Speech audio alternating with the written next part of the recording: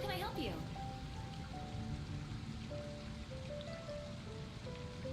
Arataki numero uno Ito here in the flesh. Ha ha!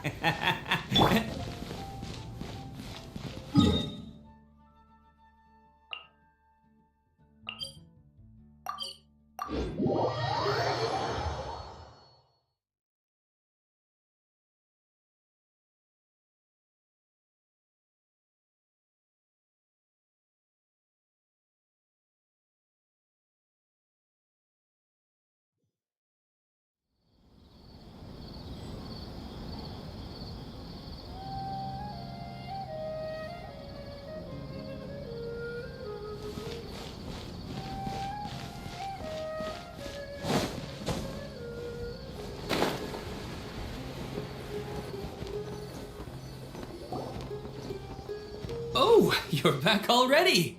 How'd it go? We have an emergency on our hands. Please notify everyone here that while they can continue to discuss their dreams, they mustn't try to visit or recreate the locations and scenes that they have been experiencing in them. What? All right, if that's the wish of the great Dendro Archon. But could you at least tell me what happened? You all look so serious.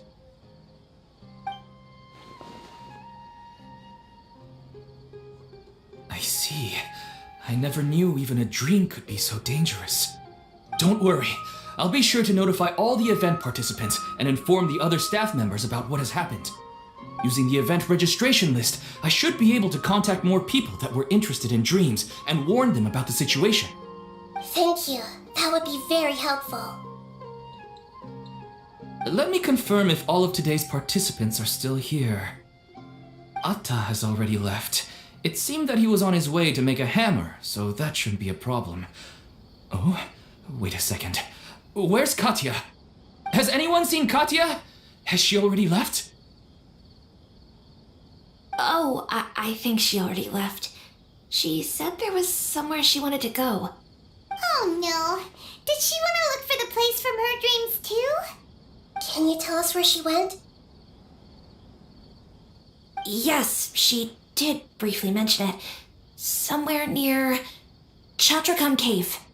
Alright, thank you. We'll go look for her. Please help us tell the others not to do anything reckless. Sure thing. Who would have known things would have turned out like this?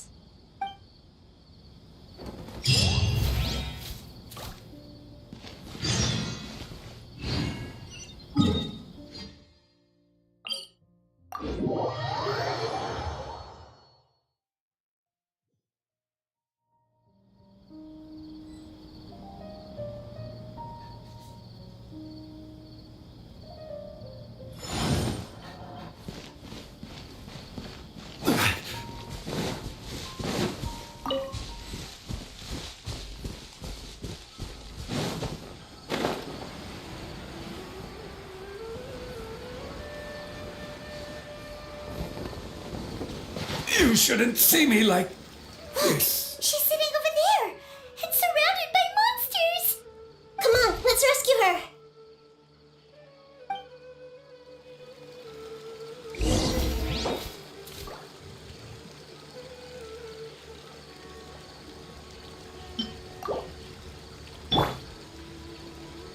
Crumble!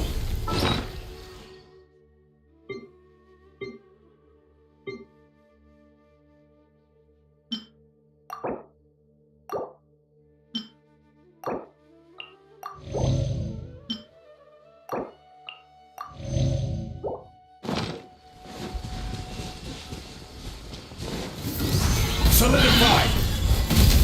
Advance! Bam! Ha! Who wants some of this?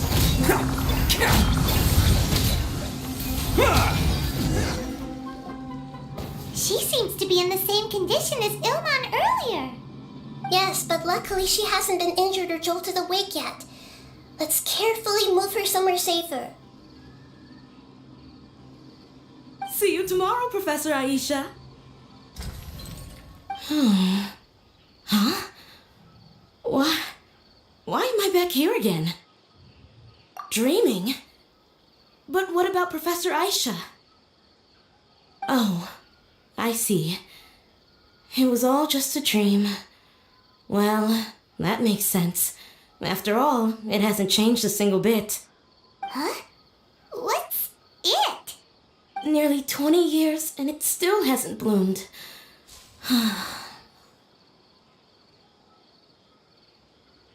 Does it have something to do with your dream? Please, tell us what you mean.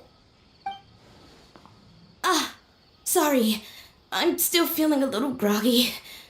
Please give me a moment here. Alright, where to start? Right, this plant. So, Professor Aisha gave me this plant just before she left. She was a good friend of my parents and my first real tutor. She was also an outstanding Amorta researcher. In addition to her extraordinary academic talents, she was also skilled in combat and would accept lots of work from the Adventurers Guild. Oh, so you mean she's left on an adventure? Yes. When I was about 10 years old, she told me that she must go look for the secrets of the Abyss, and that she would be gone for a long time. I grabbed hold of her and wouldn't let go. I didn't know what the Abyss was. I just knew that she was like family to me. She hugged me, and we cried for some time until I fell asleep. When I woke up, I was already back home. She still decided to leave, but had left behind a letter for me saying that I was the person she cared for most in this world. She claimed that investigating the Abyss could help more ordinary people protect the people and things they care about. She had obtained some important evidence during her past adventures.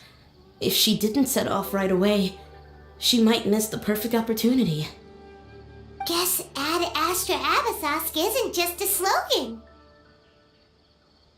She left a seed in the letter, telling me that if it sprouted and bloomed, then she'd come back no matter what sort of risky situation she was in. She said she looked forward to seeing me all grown up. But strangely, I've tried watering it, feeding it, everything I could think of, but I've never been able to get it to bloom. I even went to ask the Amorta researchers, and they couldn't explain it either. May I have a look at the plant? Of course. I was hoping the great Dendro Archon could help me solve this problem. Let me see.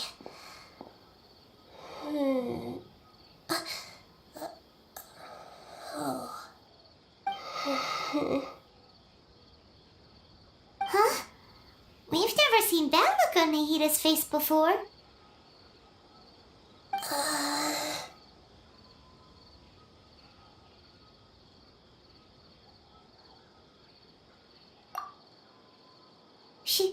She looks a little unwell. Hold on, we'll be right back.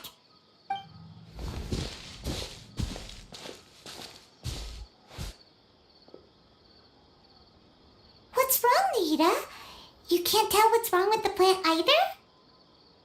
No, I immediately understood what's happening with that plant. I'm just not sure if I should say it. This plant is not known to the academic world. It's a new species that our teacher managed to cultivate by some special means. Judging by its features, I can tell from the moment it sprouted it'll never be able to bloom.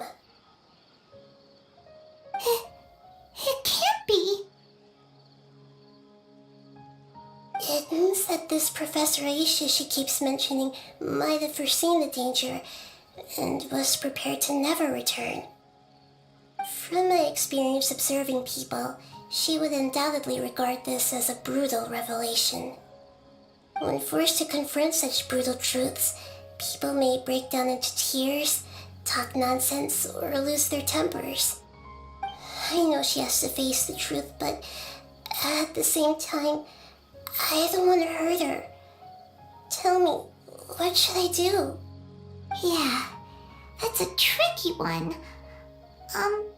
Seems like you've already got a good idea of the feelings she might experience.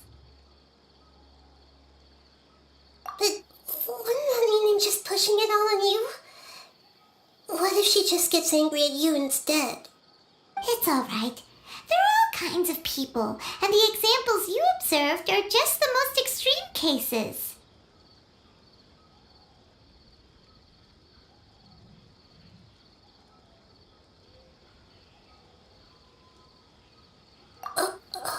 Okay. Thank you. Let's go back and tell her.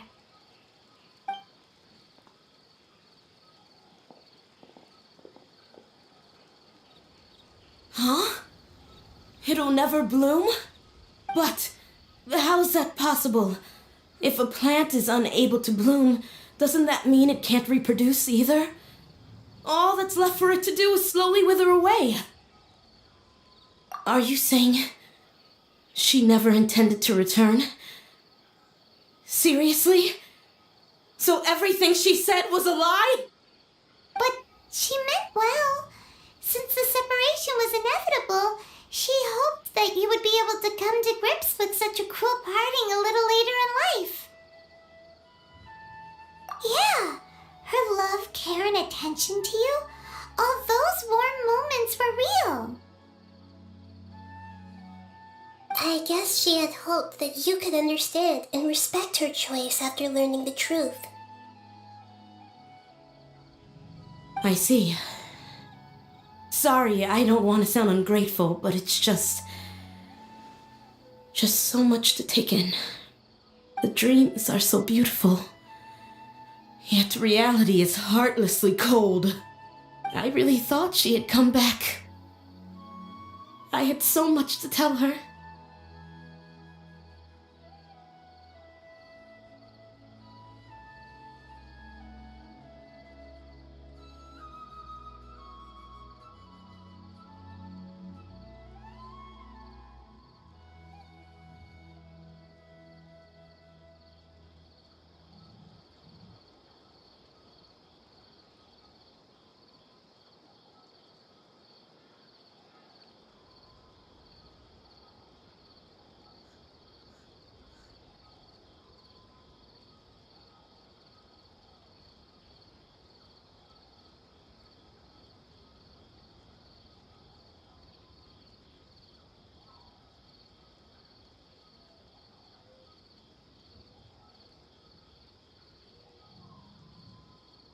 These dreams may not be as pure and beautiful as they seem.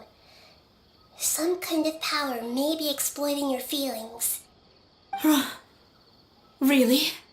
Yes, so with that in mind, until our investigation is completed, please return to the event and ignore any further temptations from your dreams. I see. Thank you for rescuing me, and sorry for the trouble. Luckily, the plant didn't get hurt either. Otherwise, I wouldn't have anything left to remember her by. Thanks, Traveler and Paimon. She seems to have finally accepted the truth, but I think she'll still need a long time to come to terms with her feelings. I saw her waver the moment you mentioned love. It was almost like a gentle rain, arriving just in time to put out a fire that was about to spread. It's because people have something called empathy. Empathy? I see. This is valuable knowledge indeed.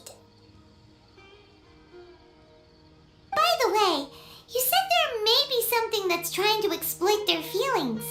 Any idea what that might be? Yes. What's common between Ilmon and Katya's cases is that they've both lost someone dear to them. And now, they get to meet the people they cherish in their dreams again, and the people feel more real than anything a regular dream could hope to create. Instead of interpreting it as a result of their longing, I have to consider a more antagonistic explanation. Someone is taking advantage of their longing. Yeah, they're just causing these people to dream. What are they after? This is exactly what we need to investigate. Anyway, let's pay another visit to a moment of dreams. I have a bad feeling about all this. I hope things haven't gotten any worse.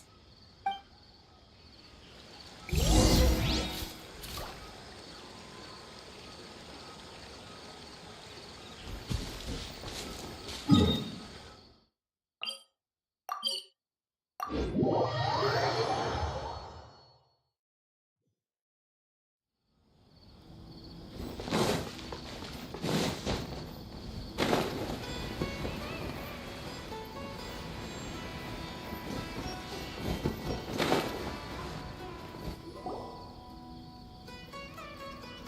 back.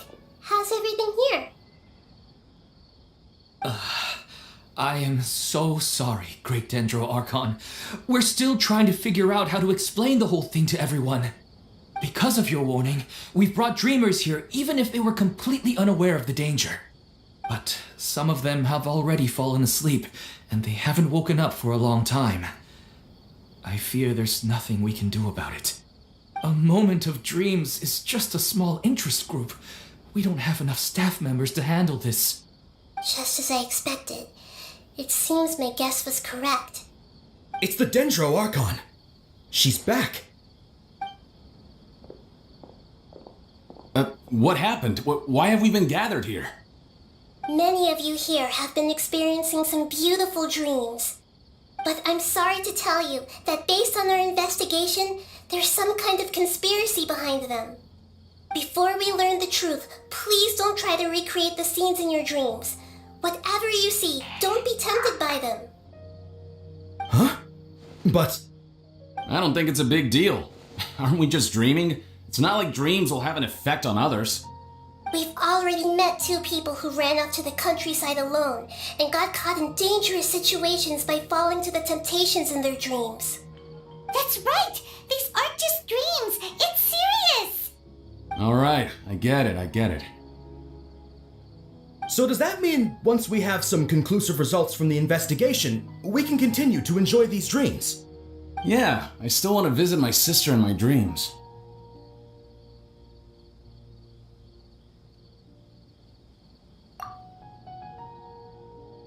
I'm sorry if what I'm about to say sounds a little offensive, Great Dendro Archon, but we had a discussion with the folks who just arrived here. In all of our dreams, we were able to reunite with people who were very close to us. They all seemed as if they were alive again, which makes us reluctant to wake up. Yes, that's also what we've observed in our investigation. So if the results of this investigation would mean an end to those dreams, that'd be quite cruel to us. All of us understand the danger, but perhaps you can't quite understand just how much those people mean to us. I don't think everyone will be on board with the plan to abandon these dreams for good. Before the conclusion of the investigation, they'll at least want to meet the people in their dreams one last time and say goodbye. We've never had such a difficult situation before. It appears that not many people are willing to cooperate. So they still want to return to their dreams despite knowing the danger? That's right. Compared with these sweet and beautiful dreams, our warnings of danger are dull and emotionless. It looks like the situation will inevitably spiral out of control. The more time we waste, the more people will ignore our warnings and return to their alluring dreams. So, what should we do? Seems we have to go into a dream and find out the truth for ourselves. Pedrush, Yeah, I was kind of like halfway through it. you're in someone's dream right now? Let me think. Yeah, I literally just started like 20 minutes ago. I'm already like partially into it, so but I already got the gist. This lady refused to heed our warnings and fell asleep here a little earlier.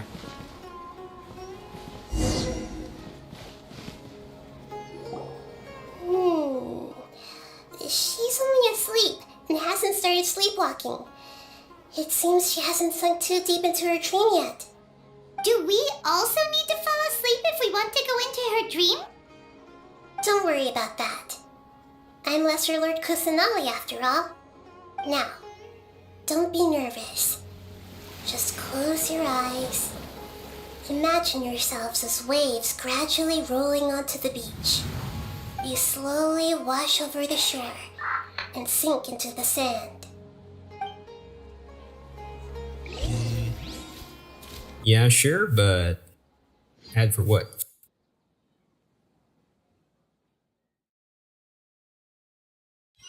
Oh, you mean Desperate Friends list? Yeah, sure, why not?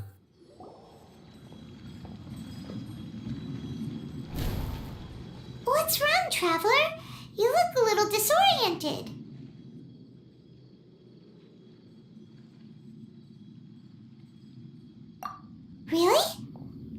didn't notice anything. Anyway, seems like we've made it into the dream. I thought we would arrive at some familiar scene, but we seem to have landed in a completely unfamiliar place. Whoa! So many giant plants! Even in the sky! Amazing. Theoretically, we should have gone straight into Zebby's Farming. Things do seem to Oh. have gone sideways. Yeah, sure, maybe, but at the moment, most of the bosses, they just... Well, they barely last a minute. Except for the, what's his name? The big one, Azdaha. And then... Where's the other one? What? Yeah, the fire lady. Forgot her name. Something. The one with white hair. Goes in a cocoon state. Ice and fire.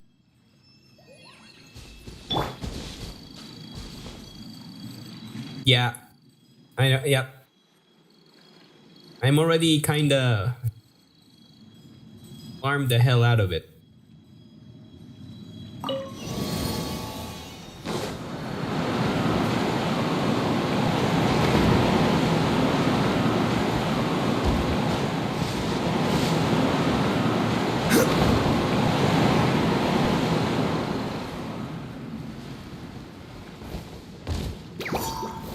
Gather!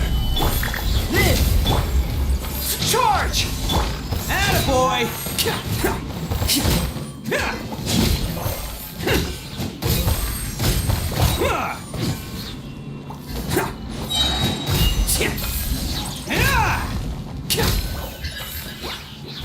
Yeah, let's just say I played Genshin like on the very start. It's showtime! So I just kept doing the dailies non-stop, Catch me! farming the domains.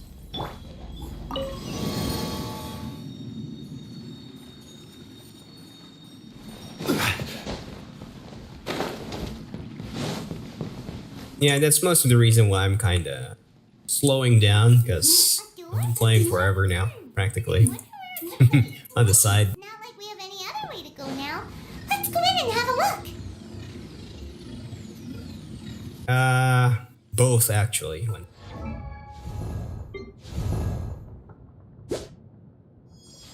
There we go. 90% crit damage 200. And yeah, that's the main reason why.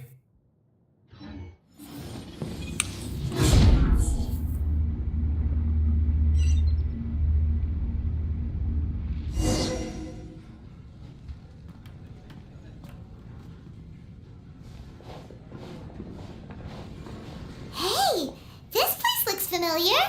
Isn't it Puspa Cafe? Oh, Paimon sees Debbie. She's right over there. Looks like we've come to the right place.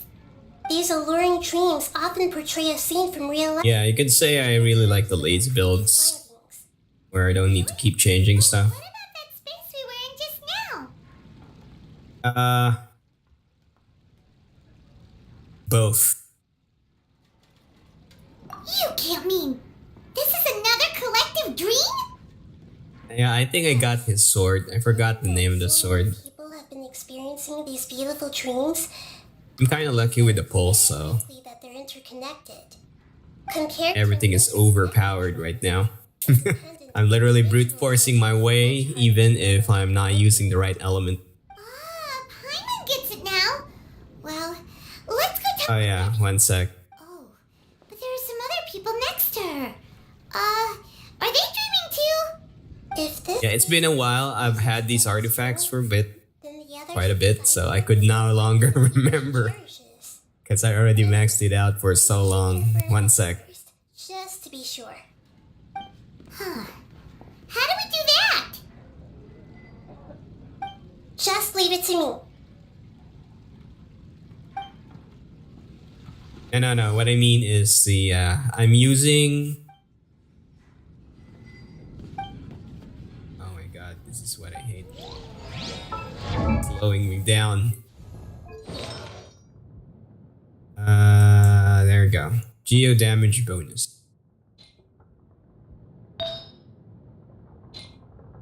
Just I'm using def build. And through the def build, I'm getting boosted by this guy. This guy boosts with the def. Every journey has its climb.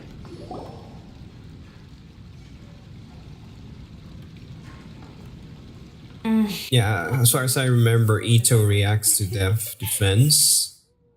So keep compounding his defense and kablammy. Surely you've all tasted better coffee than this. I suppose so, but no matter how good things may be elsewhere, nothing beats the That's right. It's hard to change your tastes. Yeah, I literally broke the barrier of the power curve. Welcome back, everyone.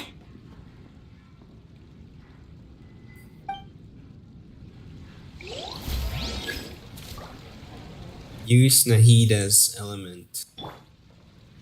How? I see everything.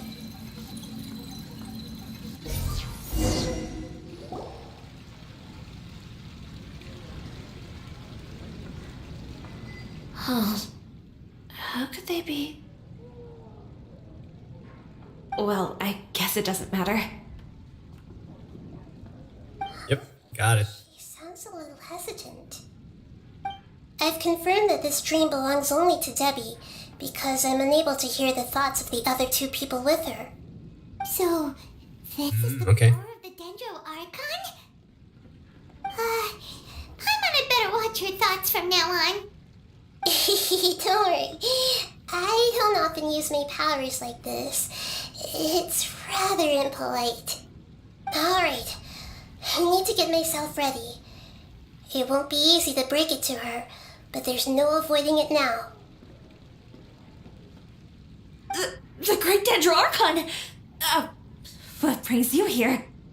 I'm sorry to interrupt your celebration, but have you noticed that what's happening here doesn't quite match up with your memories? I don't quite understand. Great Dendro Archon. What do you mean? I get it. The Dendro Archon is trying to say that it's a once-in-a-lifetime opportunity that we're able to gather here. Hey, how about a cup of coffee for all of you? My treat. We just returned from a fruitful adventure. Memories. A once-in-a-lifetime opportunity? Think carefully. You of all people should know what really happened to them. Are you sure that meeting here and chatting the day away like this isn't just a product of your own wishful thinking? Yes. The reports from the Steambird were true. The ship they were on struck a reef and sank. And I never heard from Basima and Gaspar again. Hey, come on now. What are you talking about, Debbie? Yeah, trust your memories. Nothing you see here is real. I get it now. This is a dream, isn't it? But since it's my dream, it doesn't matter if this is real or not. I enjoy the way things are here. I no longer have to face the tragedies of real life. These friends mean the world to me. Nobody else can understand me like they do. There's nothing wrong with continuing this dream. Is there? I'm worried that if you were to continue dreaming like this, the lines between dreams and reality will gradually become too blurred for you. These dreams will always give you what you want, while reality remains full of pain and difficult situations. If you're not careful, you can get hurt. Don't worry. I still have control. I won't let it go that far. Are you sure? Hey, how about we put all this troublesome stuff aside and get back to our coffee and snacks, Whether it's just a dream or real life, you should be happy. You can't just brush off something like this. I don't know how you people got here. Yeah, that's the problem with the world right now. It's all delusion. Allow delusion just because people think they're happy. With delusion. Sorry. Paimon didn't mean to upset anyone. No, it's alright. I understand that you're just trying to look out for me. It seems that for now, this place is still relatively harmless for you. But I wonder if there's any way to go deeper into the dream. Huh. Now that you mention it, I once heard a strange voice tell me that there's an entrance here. I'm not interested in checking it out at the moment, but maybe I'll go in and have a look later. Okay, thanks for your help. Just as I expected, we're only on the surface of this dream. Let's go.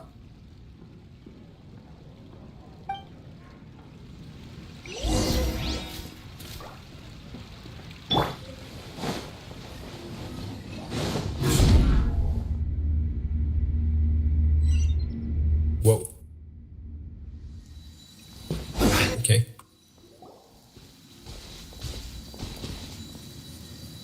Huh? What are we doing here again? Wait a second. We were just up there. No, down there? Did we go up or down? Don't panic. This is how dreams At this work. point, I highly doubt that Debbie's dream. it's but gonna the sink dream is in. Still continuing onward. I'm not sure where it'll lead us. This dream has the ability to create imaginary people, which is why people are so unwilling to wake up. If it weren't for what we just saw, Paimon might still find that a bit hard to believe. I have a guess. If these dreams are connected, then there should be some sort of order to them. The fact that Debbie was able to realize that she was dreaming means that she is not very deep in the dream yet. But the space we're in has been turned upside down. Do you remember the characteristics of dreams that I mentioned earlier? Oh, right! Dreams are chaotic. That's right. It's possible that we're heading deeper into this dream now, and the deeper we go, the closer we'll get to the essence of the dream. Mm-hmm. Right. So the answers might be waiting for Yeah, they really kind of picked them. What do you call that again? Picked it back up after the Inazuma side, the debacle in Inazuma, which kind of went south. Yes, and we should get ready for whatever we may encounter.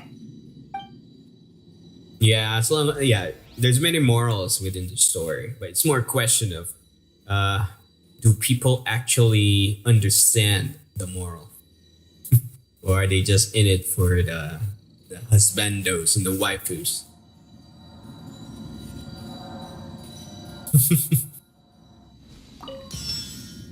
It looks like we may need to put something inside there. Inside of what?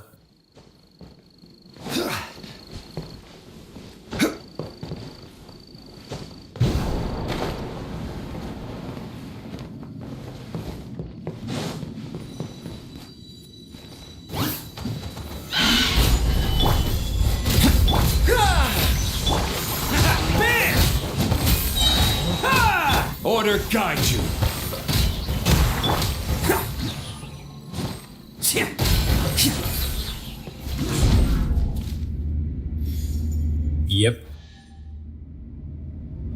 Yep.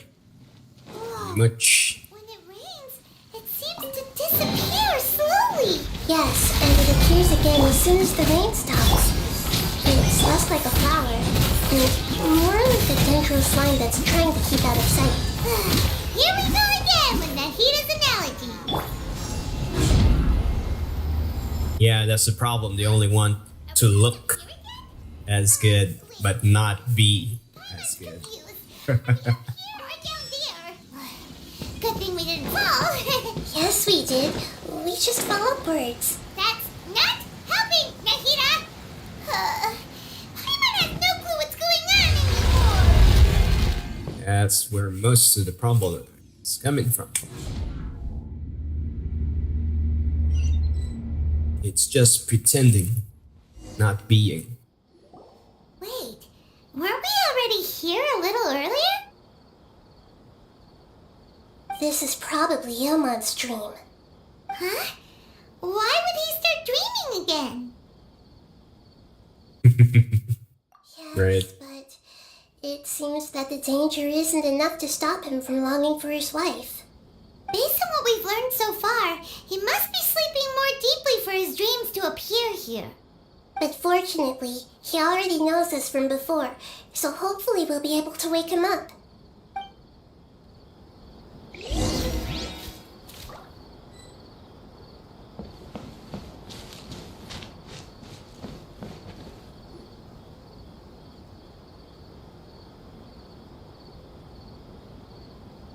Yeah. Their satisfaction is more from the reaction You. and the actual, I didn't know you would appear in my dream well, too. action. Wait, so you know this is a dream? Of course. Such good things rarely happen to me in real life these days. Here, let me introduce everyone. This is Minar, my wife who I mentioned before. And this is our daughter, Hydar. Hello. It's a great honor to meet the Dendro Archon. Whoa, Dad!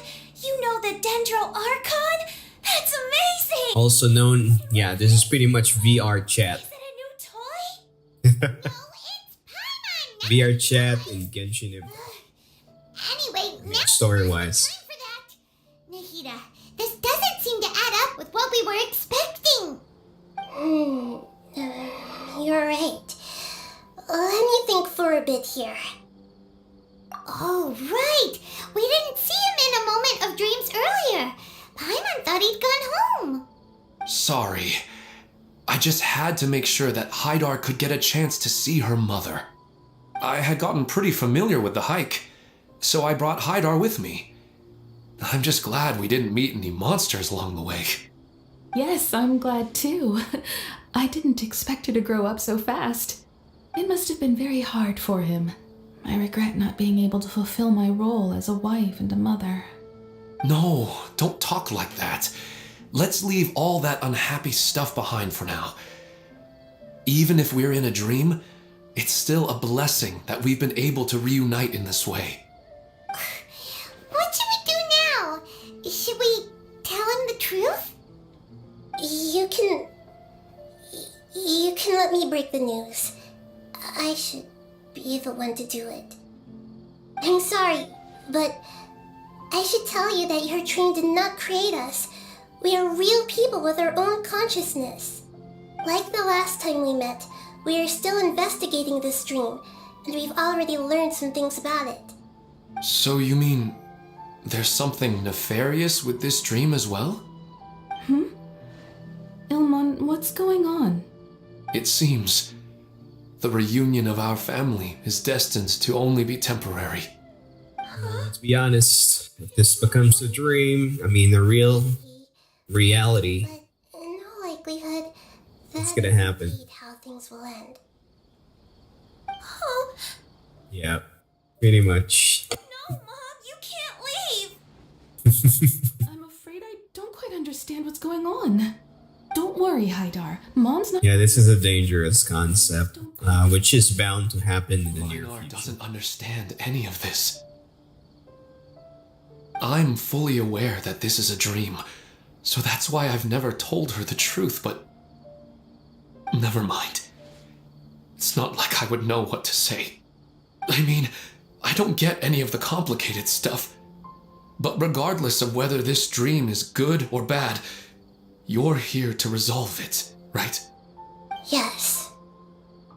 Then please, let us enjoy this moment for just a while longer. Regardless of whatever caused this dream to come to pass, I feel extremely grateful to have had the chance to reunite with my family. But does this dream really have to disappear? I'm afraid so. Sorry. Okay, I see. Please, come this way. You can go even deeper into the dream by heading in this direction. I have heard that the further down you go, the more pleasant the dreams become, and the more you want to stay. The answer you're looking for may also be found there. Go ahead. Thank you for helping us, and I'm truly sorry. You're welcome. It's not like I have any say in the matter. I'm just an ordinary person after all. Who am I to interfere with the work of a god? I'll be right behind you. I should at least let Minar and Haidar know what's going on here. Otherwise, my daughter might be mad at her mother after we wake up. We're not doing something bad, are we, Nahida? That depends on how you define good and bad. Yeah, exactly. It's the same place again. This place is almost like a flight of stairs that connects all the dreams together. But they appear to be getting more and more aggressive. Regular stairs wouldn't try to attack us. Right. Something seems to be off about our theory. The one is clearly aware that he's dreaming, and he's enjoying it. Rather than dreaming on a deeper level, he almost seemed more awake. I believe we're on the right track, but we just need another explanation. It's not that the dreams are getting deeper, it's the owner's attachment to the dreams that's getting stronger. But you would never mistake dreams for real life, right? Sometimes, Paimon almost wishes her dreams could be real. Yeah, that's also my problem in real life. I'm a very lucid dreamer. Paimon's thinking about other things. For some reason, I'm almost always half conscious that I am aware that I'm dreaming. And that's where our focus should be. This also explains the insubstantiality of our dreams. No matter what. What's nice about that though is sometimes I can control it. If we decide to abandon reality and embrace our dreams, then our dreams will become far more substantial. Oh, wait! Paimon's starting to get it now! Your mind will begin to build the dream far more attentively, which in turn will make it feel more real. Do you remember how the Akasha can turn dreams into jnana energy? Constructing a realistic dream consumes a similar energy. Does that mean there's a host of these dreams here like Milu during the Setsuro's festival? Dreamception. If we wake that person up, this collective dream will end, right? Most likely. But the collective dream in Sumeru City was created by the Akasha, and now the Akasha has been turned off. This has nothing to do with the Aranara, and humans are not capable of creating a collective dream, which means... Huh? So, did someone manage to restart the Akasha? That's impossible. But they are probably a scholar of the academia who had a close connection with the Akasha. Even so, how did they manage to do it? And how did they choose the host? Yeah, we haven't gotten to the end yet. Once we know their motive, all the questions will resolve themselves.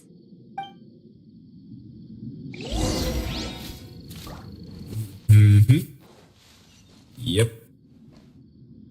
Oh wait, how do I get up? Oh. How do we get up there?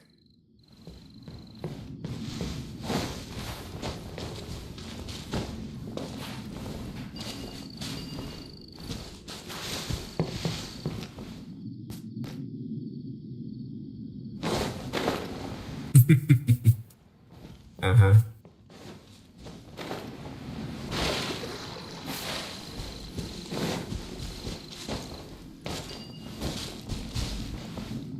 I think I'm missing something here.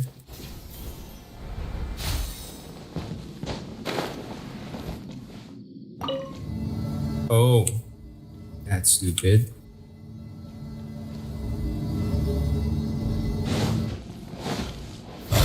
Solidify! Burst forth! Fall in! Correct. I will have order! Attaboy! Fun is more important than the actual achievement.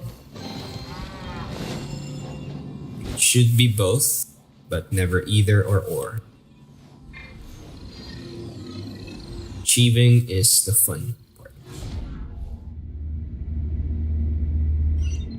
Yeah! Oh fuck. Come into being! Feel this ancient power! Stabilize! Advance! Let's roll!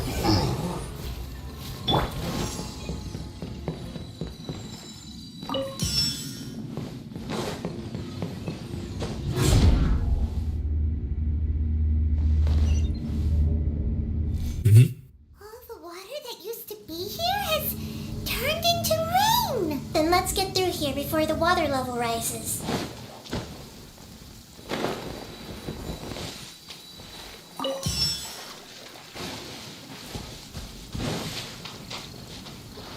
Uh-oh.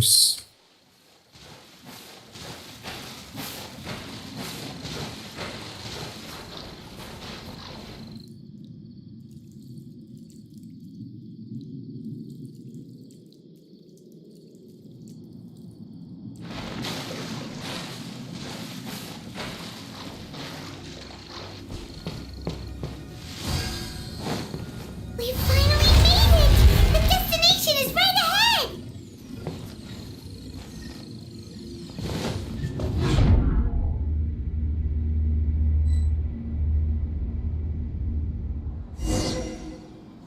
Wow! A new place!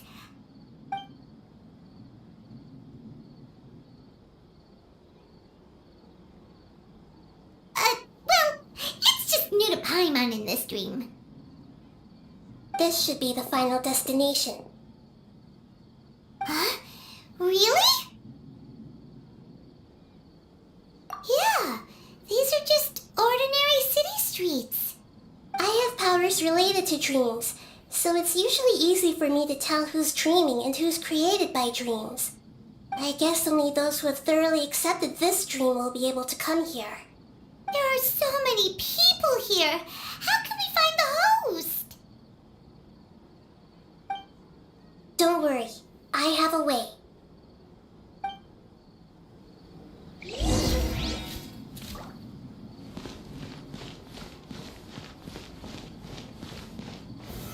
Solidify! Oops. Lisa's always so calm. I wish I were the same. He's just in an ordinary dream, so it shouldn't be him. Shadia has such good taste. I can never go wrong with her opinion. No, it doesn't seem to be her.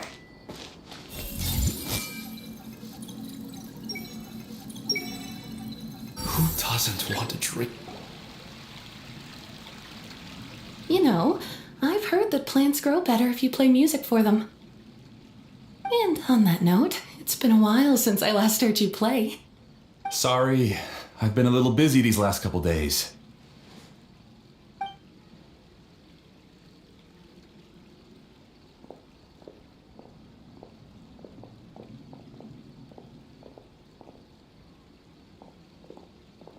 Oh, the Dendro Archon.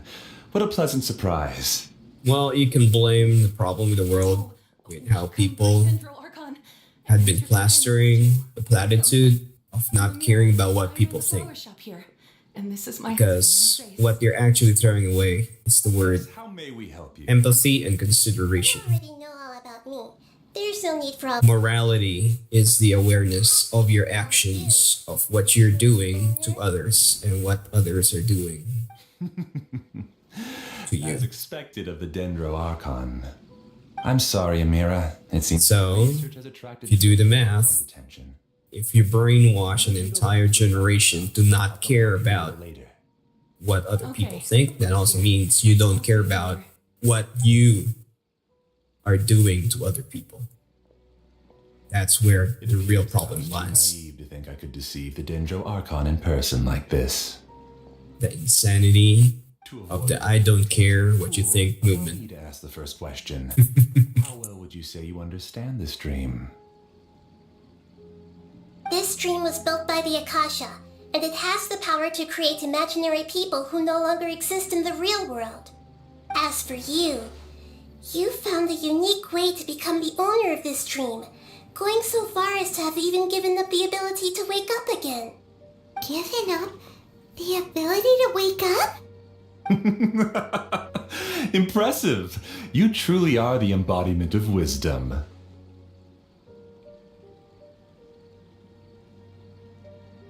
Please, tell me how you were able to arrive at such a conclusion. In return, I'll answer the question you're most curious about. It's simple. Apart from you, this space only consists of real people who are dreaming and imaginary people who are created here. Although you are here and appear no different from the others, I can't sense your dream. How can I wake up a person who's already awake? Fascinating. Since you Yeah. are the fully awake owner of this dream, it can never collapse from you waking up. Theoretically, this should also be Equality is the awareness. I have to admit, You get what I mean? it really doesn't That there are others, and there are even knowing other how to individuals one question besides you. How did you do it? Is it the answer right in front of you, great Dendro Archon? It's because I've dedicated my entire reality to this dream. I loaded my entire consciousness into the Akasha when it was still running. The problem is, there's what the term is called self-righteous. What that means is people will only do the things that looks good for them, they themselves, and not necessarily for the other one, for the other guy. Actually, this all started because of an accident. My original goal was not about the Akasha or a collective dream. No, you are most above all. Equality is a given, but equality used for the purpose Is to the state one shared sentiment between all our dreamers. your skill and ability Human models are too as exactly the same or equal Akasha has a jnana energy is where powerful enough for me to it's directly going wrong. sustain my models. The Akasha is Everybody's equal as a If I person, siphoned a minuscule amount of its as energy, nobody would even notice. beings, but in terms of ability and skills, More than enough for my purpose. no.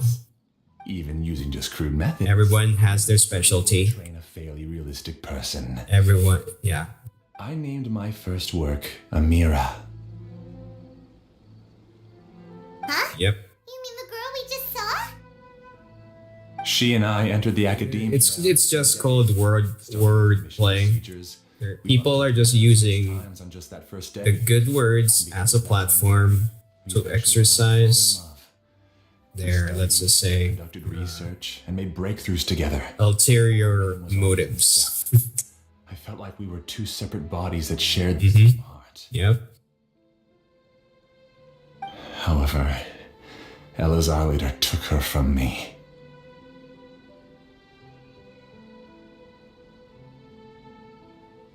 Yes, I need more Yep. training samples to perfect Amira's personality. Pretty much. I found their details in the Akasha's database. Using the pretext of testing for mental health disorders, I implanted signaling devices in their bodies. This way I could connect them to a network, and Amira could feel their yearning. Little by little, they helped her to grow and develop a warm, human personality. To improve my efficiency and allow myself to focus on nothing but my research, I uploaded my consciousness as well, and became a part of the network. So, technically speaking, it's not that you won't wake up, it's that you can't wake up. Yes, because the Akasha was suddenly turned off, I lost all of my jnana energy. I became imprisoned in the very network I had constructed. At first, I panicked. But, after coming to grips with the situation, I realized that I could restart this world as long as I could find a replacement source of jnana energy.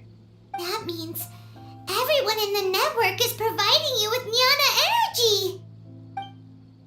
That's all there really is to it. I just AI and VR, yeah. I'm just saving them as well as myself. I provide a beautiful dream, and in return, AI and VR by themselves jnana is energy is fuel for the dream. not They can an have any issue. time they wish. It's more the more real issue is the nefarious uses that people will be applying these technologies for, ourselves.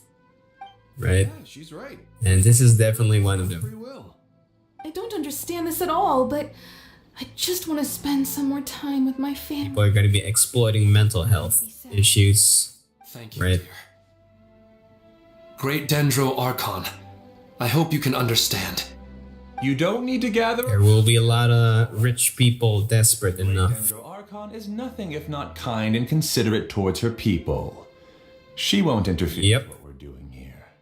Especially, like, for example, for disabled people. And there's also one theory out there that's going to be good for AI and VR. It's just that, for example, there are people in a vegetative state. But who knows? Maybe their minds are still actually alive. You get what I mean? It seems like I won't need you to answer my last question. You're willing to tell me all your secrets because you have nothing to fear. If you use real people as So some people out there against their Archon, who became, well, let's just say, disabled, a full body disability, AI and VR is a godsend. Wish to eternally part with their spouses and friends. What's so wrong about that? If you understood humans a little better, or had also experienced firsthand the absolute devastation of loss, then perhaps you wouldn't be so cold towards us. Something like that. if you had used your talents and determination for a just cause, you could have become a sage of the new generation. Unfortunately, you've committed one of the 6 cardinal sins of the academia by attempting the forbidden and fearing none. You equated people's feelings with cold jnana energy and deprived them of the pain that they have to face. You lured them into these dreams and even now remain completely unaware of how evil all of this truly is. Pain? Luring? Those kinds of things haven't existed here from the moment this world was created. She's right here. This is Ilmon's child, Haidar. Huh? My daughter? What's wrong with her? This dream relies on a set network, which means that only those with devices planted in their bodies can enter this world. Carefully think back and retrace your steps. I secretly went back to the mountainside with Haidar. Minar was already there waiting for me, and Haidar was able to see her mother. You mean she isn't actually the real Haidar? No, because unlike you, she can't enter this dream. The moment you came into this dream, it created a Haidar to realize your wish of reuniting with your family. So, tell me, where's the real Haidar? She's still out there on the mountainside. That's right. And she must have been terrified to see her father not in his right mind. Not to mention the monsters in that area. The situation is very dangerous. If Haidar's still out there, then... What are you talking about, Dad? I don't understand. I must wake up right now. I can't leave her there alone. Oh. It seems the others have also remembered something. People try to avoid pain and stay in their perceived bubbles of safety out of an instinct to protect themselves. This is human nature, but it is also one of their weaknesses. However, why are there still so many people striving to move forward even when they know the path ahead is dangerous and painful? It's because people don't only live for themselves. They have families, loved ones, friends, and communities. They have dreams that they are still trying to achieve. But in this dream, you showed them only the most comfortable and soothing things. This entire world has been built on the foundation of buried and unseen pain. It's all just a well-devised scam. It seems like I've stayed in the dream for too long. I still have so many things I haven't done. I thought gods didn't understand humans. That would have explained why they created such a flawed world where countless tragedies took place. I didn't expect you to arrive at the answer through sheer power of observation. But unfortunately, it means nothing now. If you wanted to spend a little time in the waking world, go right ahead. In any case, I wanted to spend some time alone with Amira. As long as this dream continues to exist, you'll come back. Humans aren't as strong as you think, and even if you're a god, they won't always listen to you. It's time to purge all the extraneous data and noise.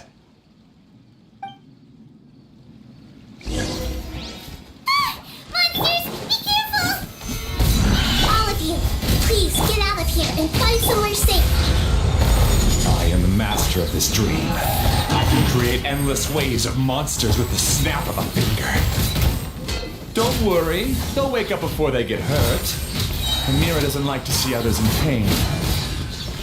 If you...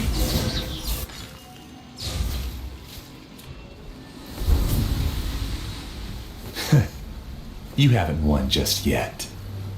This dream is mine! If I go into hiding here, not even an Archon can ever find me. And as long as people yearn for happiness, they will return here and rebuild this paradise! Hey, stop! What's that? This dream is spiraling out of control and is collapsing now.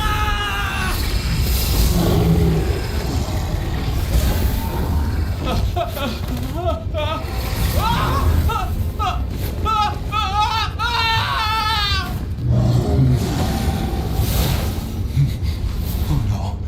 Amira! Amira! Amira!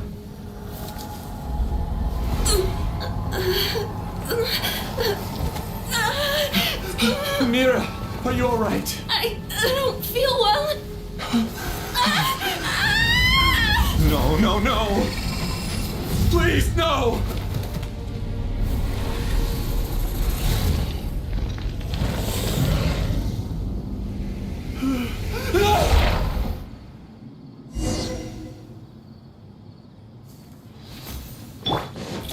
Get away from there! Ruin my flowers! What should I do? Where did it go?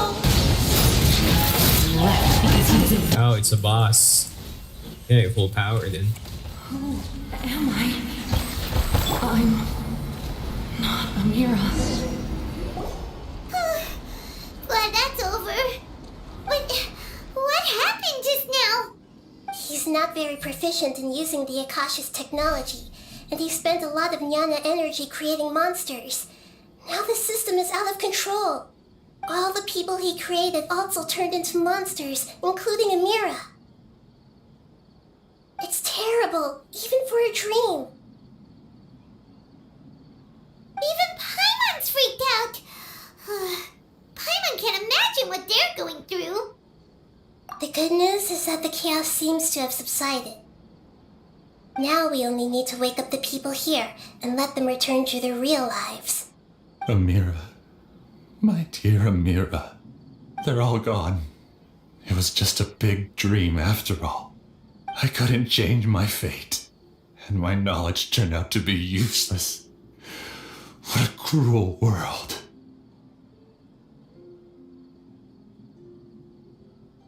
Do you still think this is our fault? I don't care about that anymore. The Jnana energy used to sustain this dream has all been transformed into monsters. This dream will soon collapse and my consciousness along with it. Let me disappear with Amira. I'd rather turn into dust than to ever wake up again.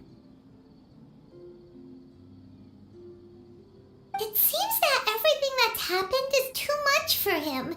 He's lost all hope.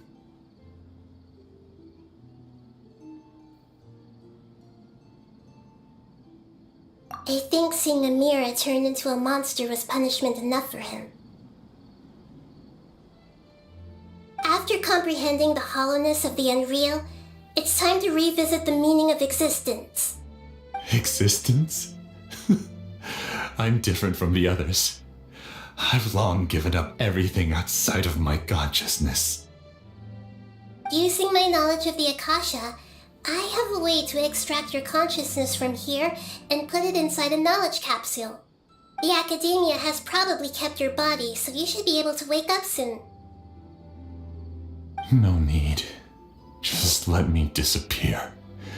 Reality means nothing to me now.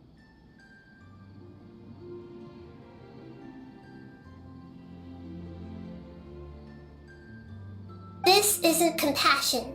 I won't let you escape your punishment by simply disappearing.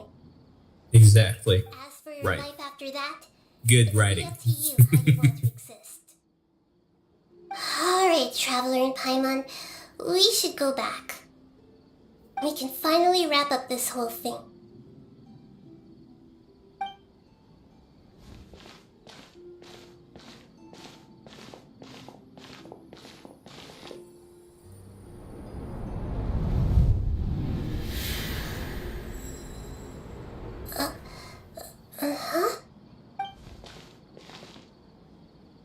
What's wrong, Nahida? Oh, nothing. Let's tell the people here to gather at a moment of dreams after they wake up.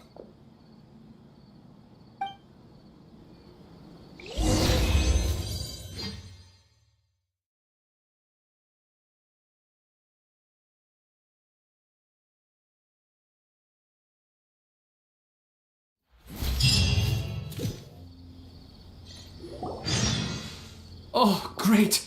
You're awake! Everybody has started to wake up, and we've heard similar reports from around the city as well. From the looks of it, you were able to successfully resolve the issue. Yes, though it took us a good deal of effort. There will be many people gathering here shortly, so please do your best to maintain order. I need to go to the academia with them now, but we'll be back soon.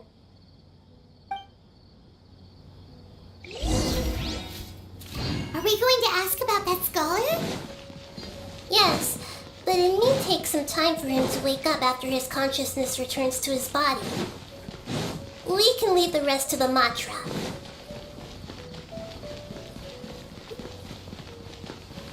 Nah.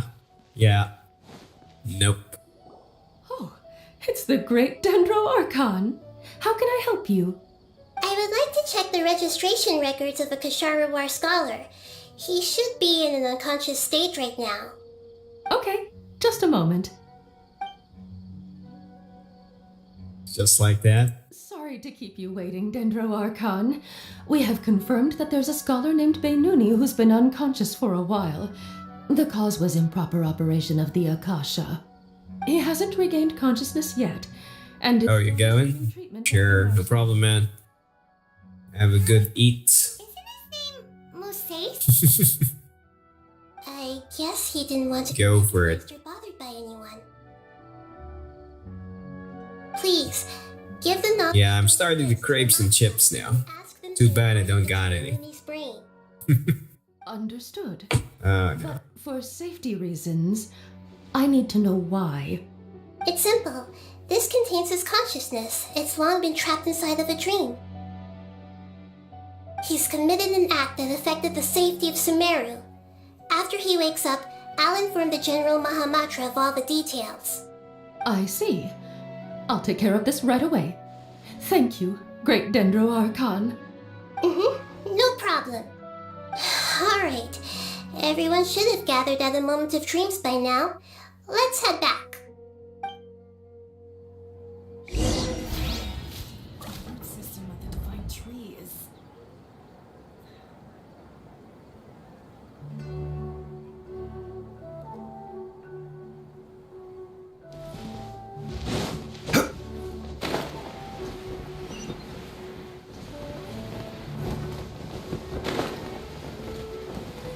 Right, wrong side.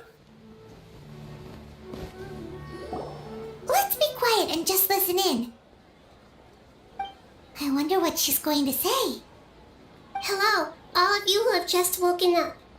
I'm sorry for interrupting your beautiful dreams. I may have acted a little cold when handling things in the dream. I sincerely apologize for that. Dreams have amazing power. They inspire us to remain resolute in the face of adversity and help those with aspirations achieve their desires.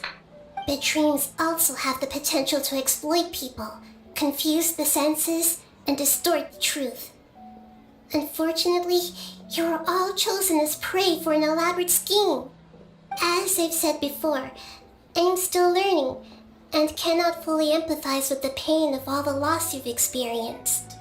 But just take a good look around you, and you'll see many other people who have had similar experiences. You should be proud that you've been able to gather here and look toward the future together. The path of life is long, and it's hard for us to see the destination.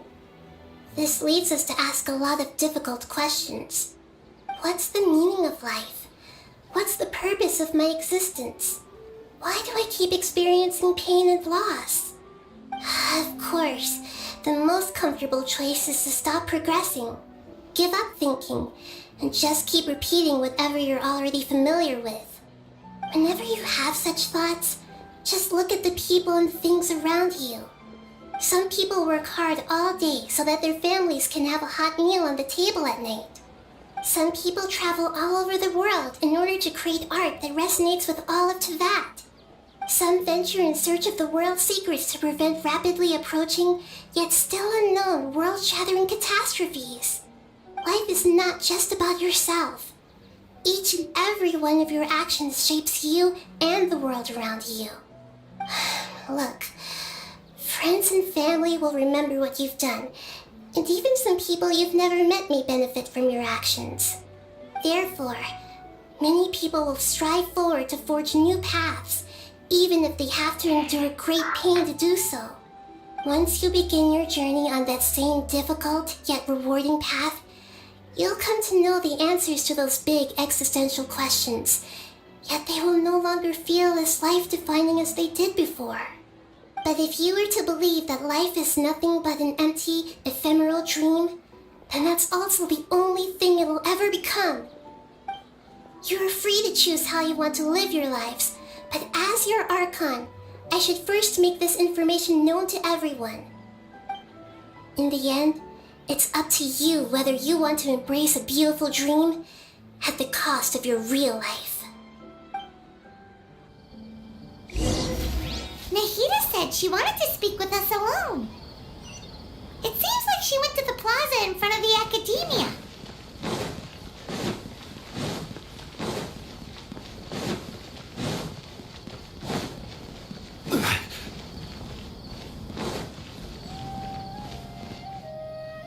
You're amazing, Nahida! Even Paimon was nearly won over by that scholar in that dream. Well, he's very good at manipulating the weaknesses of human nature, but perhaps he himself had fallen prisoner to them long ago. That dream was incredibly beautiful and enticing. Ordinary people couldn't see through it and easily lost themselves within it. But as long as you can still wake up, you can still move forward with your life. Huh? What makes you say that? Right! You said that you didn't understand human feelings, but we saw how considerate you were with all these people. Your speech just now really connected with everyone. You did a good job. Thank you. I've heard a lot of sad stories along this journey, and several of them have touched my heart. You can't say that the victims of the dream really did anything wrong, and what they wanted was also not unreasonable.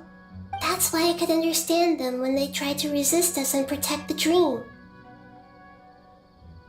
But all of my understanding and stirred feelings probably can't even account for even 1% of the pain they've experienced. I don't think this 1% can be seen as an example of what you call empathy. You're too hard on yourself, that's for sure.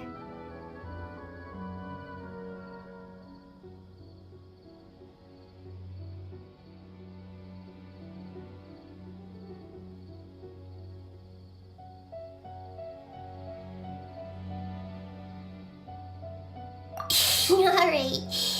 I suppose going out into the world will help my confidence grow. I've learned that emotions are nothing like knowledge, and that's why it's hard for me to put them into words sometimes. Benuni, or Mercedes, said that I had never personally felt the pain of loss, but I have a vague feeling that this isn't true. The moment I entered the dream, I felt like I was wrapped in a blanket of warm feelings. It was so warm that it felt like I had returned to the start of my life, and I didn't want to wake up anymore.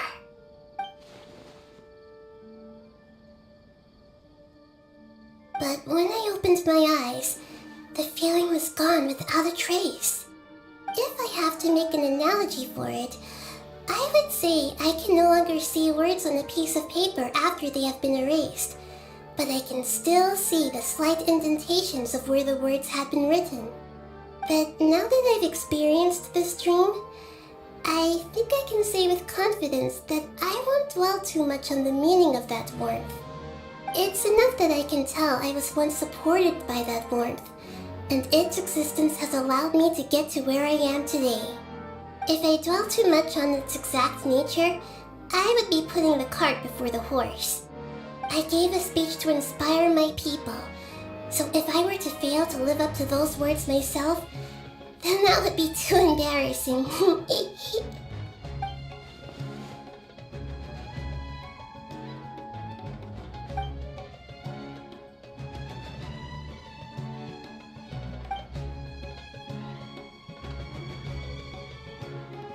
Hey, what's with that serious look?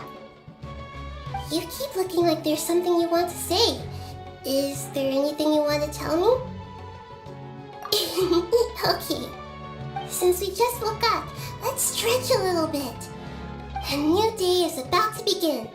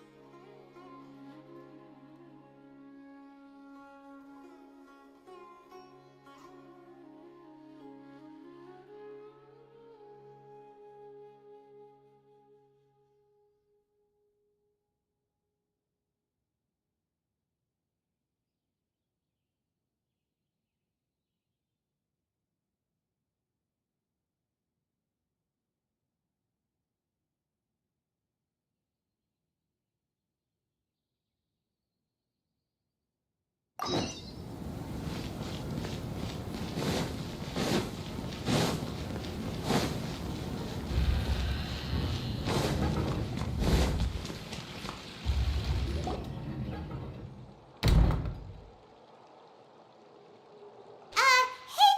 Excuse us, but is Sino at the Academia? You two look familiar. Are you friends of Mahamatra Sino? I'm afraid he's out on a mission right now. But if you'd like, I can pass whatever message you might have on to him. We ran into this guy by the gates, and he seems really eager to speak with Amatra. It sounds like something urgent.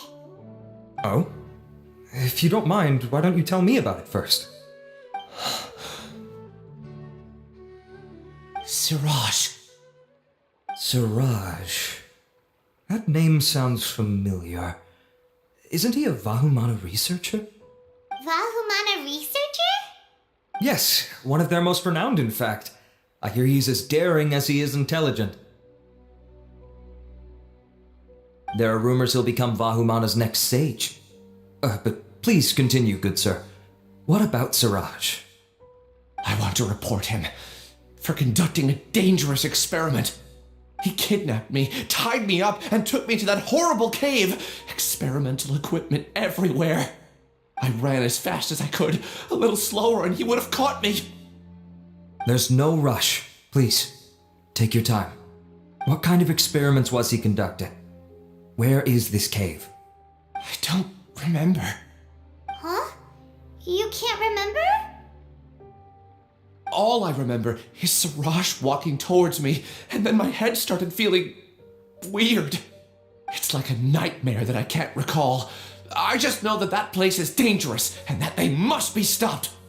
Oh, I heard they conduct business in the tavern. We have to hurry. Even if what you say is... All right.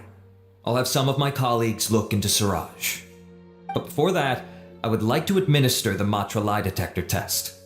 You think I'm lying? Please don't take it the wrong way. This is just standard protocol. Sorry, but can you two wait out here a little while? We'll be back soon.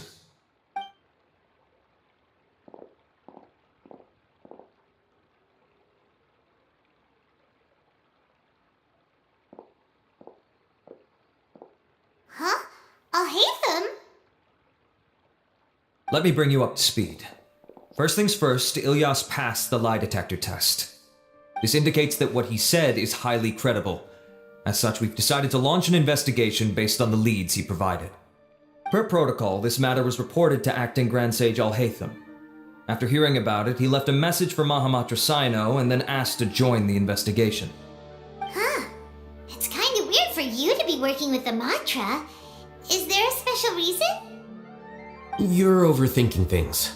My interest was piqued is all. Really? I'm unsurprised you have this much free time. In that case, let's join in as well, shall we, Traveler?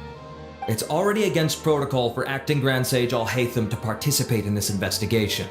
As for you two... Oh, never mind. After all, you were the ones who brought Ilyas here. I'll allow you to accompany us, but you have to promise to keep everything confidential. Don't you worry, our lips are sealed. Alright, in that case, I'll fill you in on what we know so far. Ilyas claimed that Siraj will be conducting some business with a Kasharawar researcher at the tavern. This is one of his few clear memories. It seems he stumbled upon this information while escaping. Incidentally, Siraj isn't at the Academia right now. He applied for long-term off-site research 1 month ago. It's close to the time that Ilyas had given, so we've decided to head to the tavern and investigate any suspicious persons. That's right. Arav, prepare to head out. You two, do as you will.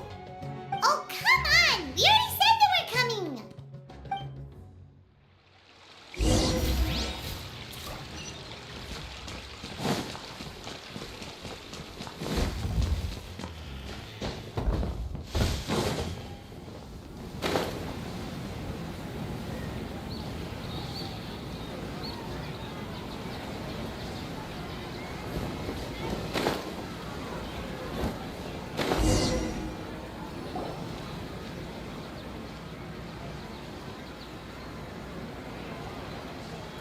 We're here, Acting Grand Sage Alhaitham. What's our next course of action? Acting Grand Sage Alhaitham? Looks like you haven't read any memos lately. The new Academia decree clearly states that even a sage doesn't have the authority to interfere with the Matra's actions during an ongoing investigation. If your superior were here, he wouldn't be asking me what to do. Instead, he'd be telling me to stay out of the way. You're right. Understood. Then please wait here as we lock down the perimeter and search for suspicious persons. Ilyas, please stay here. Acting Grand Sage Alhaitham, I'll have to trouble you with the protection of our primary witness. Sure, though I'd rather he just protect himself.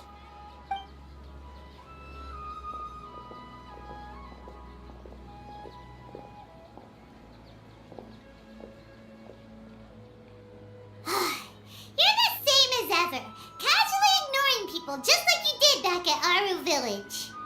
Answering a simplistic question only enables the questioner.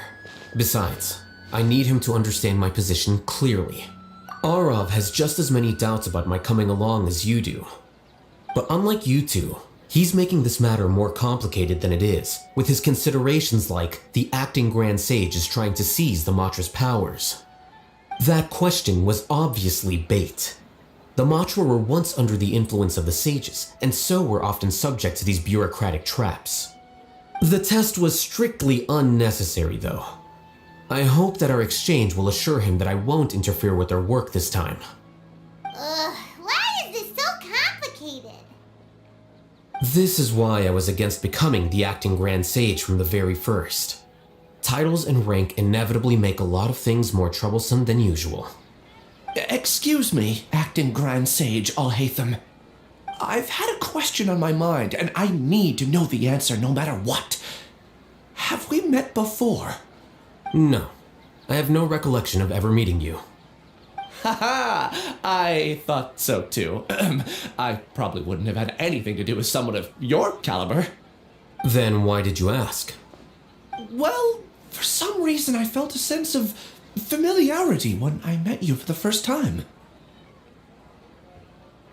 Really? A misperception, perhaps. Or... Acting Grand Sage Alhaitham, we've apprehended a suspect. Siraj? No, it's the Kasharawar researcher who has dealings with him. His name is Narendra.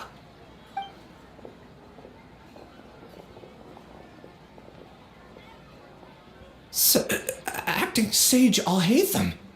Wait, can someone please explain what's going on? I admit that I did steal some mechanical components from the lab and sell them, but does something like that really warrant the personal interest of the Acting Grand Sage? What have I got myself into? I know I let greed get the best of me, but please, I promise that this won't ever happen again. I would like to ask him a few questions. Of course. Do you know Siraj? Yeah, that's the name of my buyer. He asked to make the transaction at the tavern, but he never showed up. What were the details of this transaction? He's doing some kind of experiment that seems to require many power generators and electrical components that can only be found in our project. He contacted me in private and said that he'd pay a large sum of Mora if I was willing to put some aside for him, under the pretense of them being defective parts. We had originally agreed to meet at the tavern earlier today to do the trade. I sure didn't expect to get stood up, or run into you all. Perhaps Siraj was aware that Ilyas might leak information, so he intentionally didn't show up. Whatever the case, it seems that this lead ends here. The good news is, regardless of what Siraj was planning, his progress will now be severely hindered by a lack of power generators and electrical components. We still have time to conduct our investigation. Do you have any more questions for the suspect? No, he's all yours. But I'd like to borrow Ilyas for a while. Oh, that's fine. We conducted a comprehensive lie detection exam, which showed that he has a genuine case of amnesia. We're not planning to pursue any further breakthroughs on that front. However, I am curious, what do you need him for exactly? I've read some papers regarding amnesia, and I'd like to try restoring his memories. I see. We'll be returning to the academia then. I'll leave Ilyas in your care.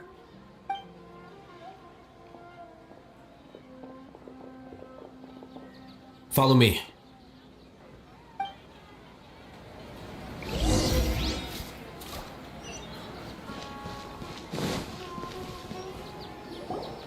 Siraj didn't show up at the tavern, and Narendra didn't give us any leads. Ugh, that means we're stuck. Oh, Hatham, are you serious about seeing things through? Paimon's pretty surprised that you're this interested in the case. I thought you would have guessed the reason by now. Huh? Paimon has no clue. Hey, do you know?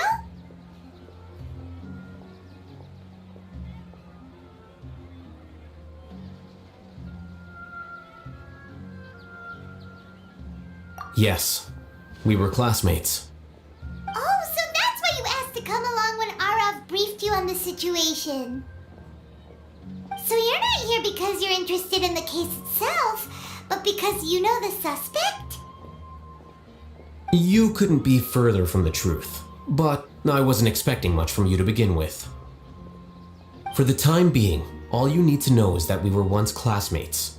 I became the scribe afterwards while he continued his academic endeavors. He submitted a thesis 1 year ago, and the Grand Sage at the time asked for my opinion. I did not approve of it because it committed one of the 6 cardinal sins by touching upon human evolution. From violating matters regarding human evolution to attempting the forbidden and fearing none, the 6 cardinal sins are the origin of all evil in this world. They are also what the sages use as a reference when formulating or amending the rules of the academia. My opinion was that Siraj's research was both overly naive and in violation of various core principles. The Grand Sage took some of my suggestions on board and ultimately decided to reject the application. So that's why he's buying energy sources and electrical components. He's most likely trying to circumvent the rules and conduct his experiment in secret. That sounds super suspicious. Oh, we gotta stop him. Ilyas, can you try to remember things again? Maybe something new will pop up. I'm sorry, but I've already tried many times. And no matter how hard I try, it feels like everything in my mind is shrouded in a thick mist. It is possible for a person to subconsciously forget some of their memories as a defense mechanism against extreme stress. However, these memories aren't truly lost, but merely sealed away. They can be restored with the appropriate stimulus. Now, try to recall things you care about. They don't need to be related to this case. Well, actually, I feel like I've forgotten more than just the memories of the time I was kidnapped and experimented on. The kind of person I am, the things I've done, I can remember some things, but I can't recall some others no matter how hard I try. But I do vaguely remember that there are 2 things that I have to do no matter what. Do tell. The first is to get my paycheck from the academia and give it to my younger sister in Gandharvaville. I'm not sure about the details, but it seems that I would send money to my younger sister every month to pay for family expenses. And the second thing? What's the second thing? I can't remember. Sorry, there's just so much I can't recall. Not unexpected. However, you're the only one who has seen Siraj and knows the exact location of his cave at present. As such, we'll do everything we can to help you regain your memories. Losing your memories must be really painful. But don't you worry, we'll help you get them all back. Oh, thank you so much. This feeling, it's more than just pain. I don't know how to describe it. I have so few memories that I don't even have a clear idea of who I am. And my head's always ringing. It feels like I could faint at any moment. But amidst all that, it also feels like I've been set free somehow. Nevertheless, I have you all to thank for bringing me what clarity I do have right now. Now, I do remember that I worked part-time at a place in the academia called the Research Preparation Center. That's also where I got my monthly paycheck. I see. In that case, let's go and find whoever's in charge there.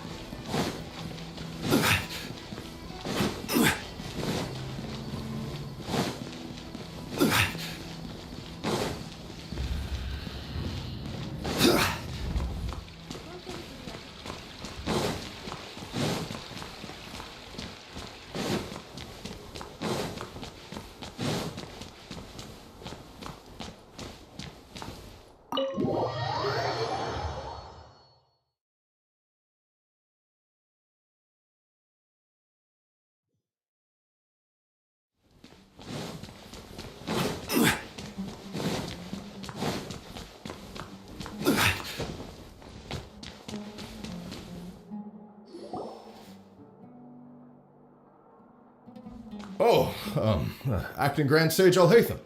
I've sent this period's research expenses report to your office. Have you taken a look?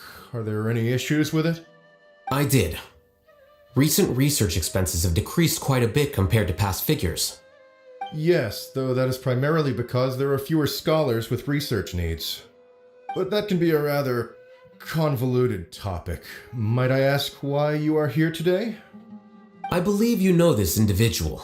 His name is Ilias. He worked part-time here, and he's here for his paycheck.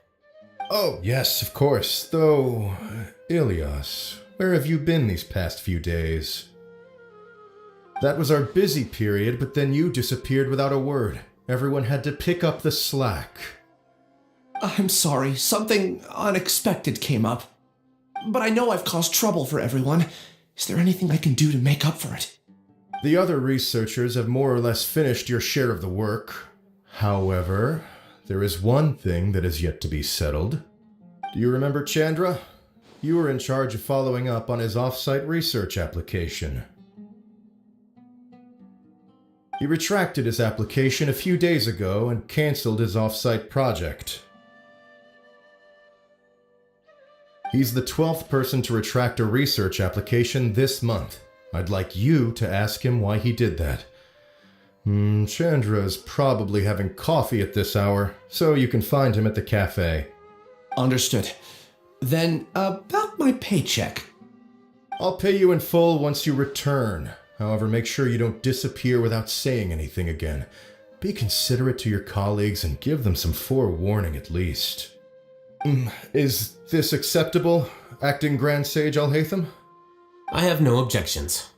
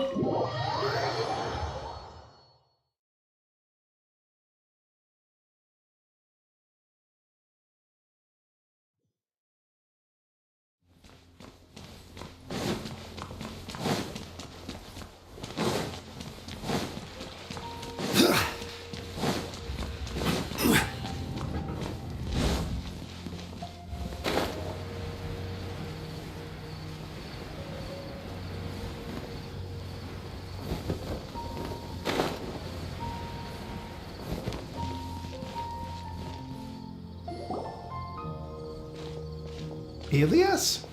Long time no see. What can I do for you? I heard that you canceled your research project, so I'm just here to ask you why. Oh, that, it's really nothing special. I just don't feel like going anymore. I'm not the only one who canceled, right? I mean, people have had no motivation to conduct research lately, haven't they? No motivation to conduct research? Yeah? Say, who might you be? You look sort of familiar. Oh, don't mind me. Please, continue. Well, with the downfall of the Sages not long ago, many of the projects that they led were put on hold while they were being investigated.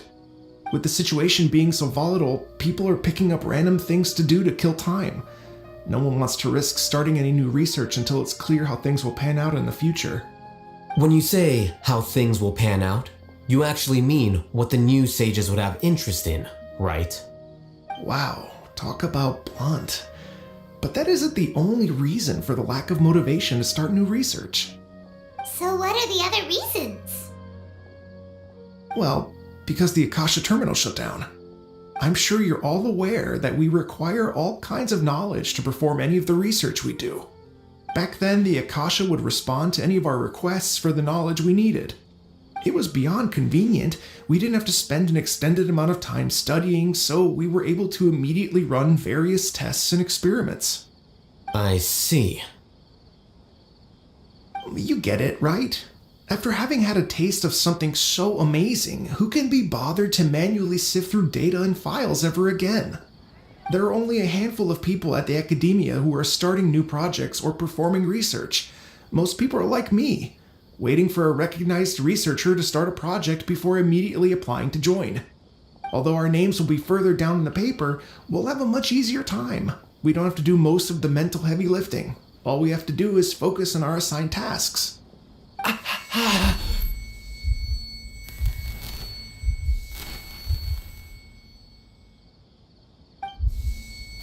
Ilias? What's wrong? My head, it hurts.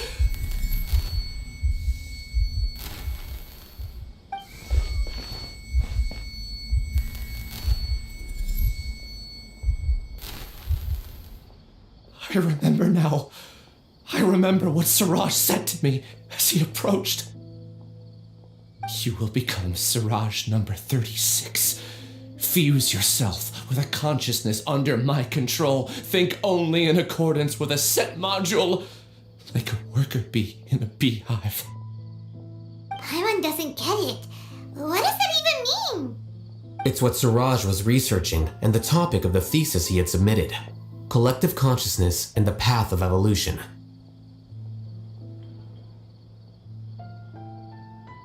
Siraj believed that by achieving 3 objectives, he could create a collective consciousness in human society and drive humans toward their ultimate evolution. First, he would rank test subjects in descending order of ability, with number 1 serving as the Overmind.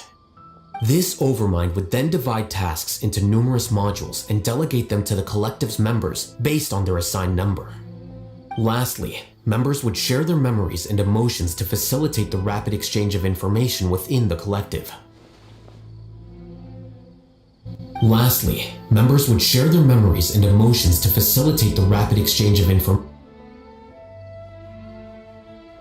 Paimon's still doesn't get it. What's the point of all that? Think of it as linking many minds together and tailoring a given mind's assigned work based on its compatibility. Eventually, everyone's minds will be consolidated into a new form of existence that is both an individual and an organization. Siraj believes this collective consciousness is superior to individual humans. Whoa, squishing a whole bunch of people together? Paimon thinks that sounds horrible. It's just as Al-Haytham said. Siraj gave all the test subjects different numbers. Bigger numbers meant you had a lower rank, so your assigned tasks were less complex, such as being responsible for everyone's basic needs. Smaller numbers were ranked higher, so you'd be given more complex assignments like planning for the future. Siraj referred to me as number 36, and I think that was a low-ranking number. I also recall that Siraj said his plan was proceeding very quickly, and that the hive would soon be complete. Oh no, then we gotta hurry! We have to stop him before it's complete! I tried my best, but that's all I can remember. I still can't recall where the cave is. I'm really sorry. Take your time. You'll eventually remember it all. However, something doesn't seem right. Some details don't add up. What's off? You were only designated as number 36? What a shame. From what I can see, your talents merit a smaller number. I'm not sure what Suraj's numbering system is based on. Anyway, we're done here. Let's go. Please, wait! I heard you all talking about Suraj just now. Are you looking for him? Huh? Do you know something? Well, Suraj is pretty popular as of late. I heard he's gained recognition from a lot of well-known researchers. Supposedly, he's a strong contender for being one of the next sages. There are many who would give up everything to be a part of his research team. I'm nothing special though, so I doubt I'd get the opportunity. That said, I do know a researcher who received an invitation from Suraj but declined it. Her name is Janaki. If you're interested, you can try to find her. She's usually reading at the pavilion in the garden.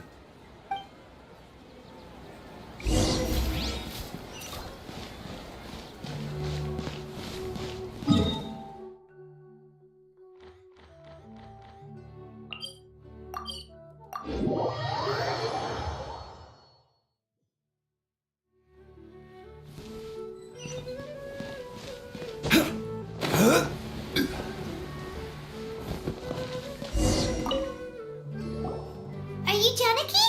We'd like to ask you a couple of things about Suraj.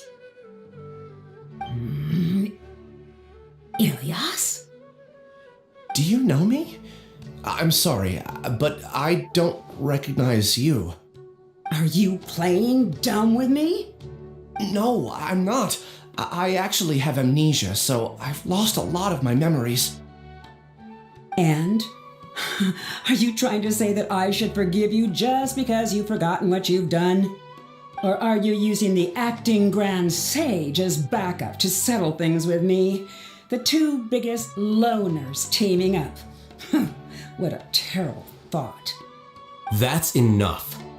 There seems to be a dispute between the two of you, but I have no interest in that. I heard that Suraj once invited you to join his project. Is that true? So, what if it is? Suraj did extend an invitation to me, and I was also interested in his project. I think it was about collective consciousness or something. Anyway, he said that I could be number 45. I refused because I thought that rank was too low. No one wants to be placed at the bottom. Certainly not me. Ilyas is number 36, and Janaki was supposed to be number 45. Ugh, just how many people did Suraj have his eyes on? Tell me, did Suraj tell you how he assigned numbers? Yeah. Remember how the sages took advantage of the Akasha and extracted Yana energy from our heads back then? They left a document that records the amount of Yana energy that the Akasha had extracted from each person. I don't know how Suraj got his hands on that document, but he used it as the basis for his numbering system.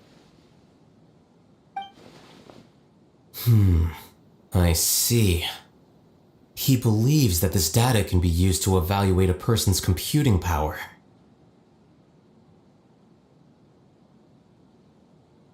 Putting aside the validity of the data, it is meaningless to judge individuals based solely on their jnana energy. At most, jnana energy can only be seen as representing a portion of a person's abilities. Humans are complicated beings, so it is impossible to evaluate them using a single criterion. See? I knew I couldn't have only been ranked as 45. What else do you know about Suraj? That's it. He came to me, I refused, and that was the end of it. Is there anything else you needed? If not, I'm out of here. I've had enough of this eyesore. Please wait, I still want to know what I did in the past. You really forgot? I swear, I don't remember anything. Paimon can vouch for him. The mantra also said that he truly lost his memories. I see. You know what? It's better this way. I get angry just thinking about it, so I really don't have the patience to fill you in. All you need to know is that you got a lot of people in trouble back then, including me. That's all I have to say. Goodbye.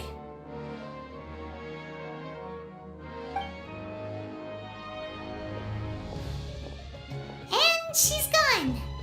She doesn't seem to like you very much. Do you really not remember anything? I really don't. But after she said that, I've had this heavy feeling in my chest. I guess I did something really horrible. Do you want to remember? Huh? Even though you're a witness against Siraj in this case, you've also lost your memory. No one can force you to remember if you don't want to. Even if you manage to remember, all you would need to do is feign ignorance and tell us that you tried the best you could, but to no avail. I'm not sure what to do. Like I said before, for some reason I felt a sense of freedom when I realized I had lost my memories. But I feel like I shouldn't be allowed to go free so easily. I still want to remember everything. What should I do? I can look up your file. Something that caused trouble for a lot of people in the past must be on file somewhere. Would you like me to look into it? Yes, please. All right, then let's return to the House of Dana. We've spent enough time here, and you should go and get your paycheck.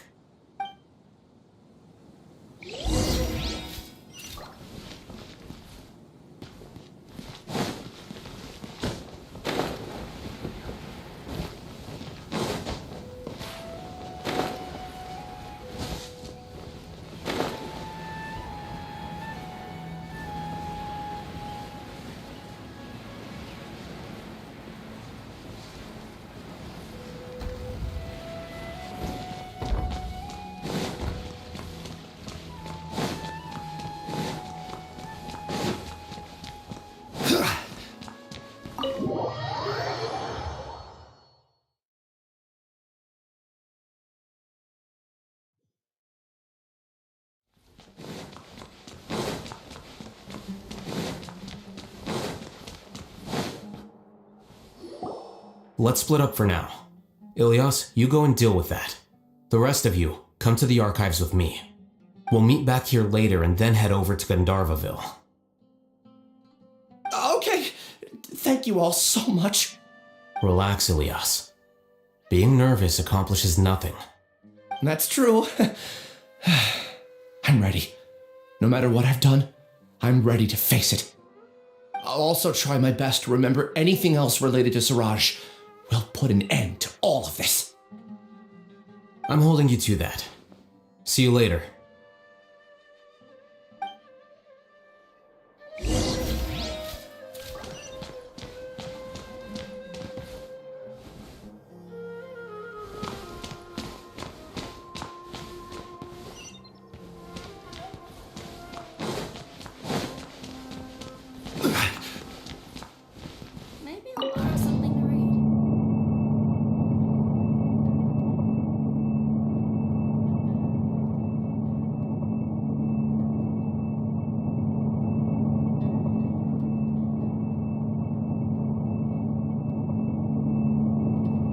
Osmanthus wine tastes the same as I remember.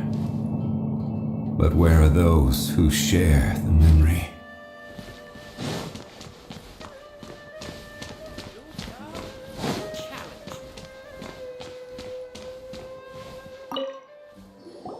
Okay. The important files from the last few years should all be here.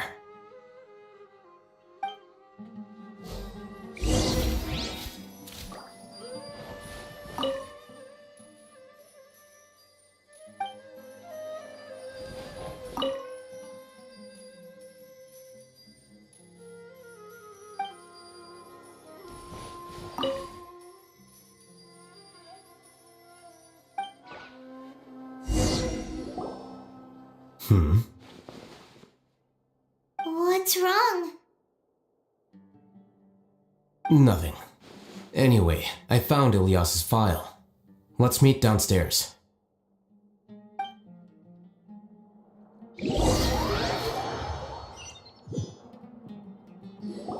What have I done?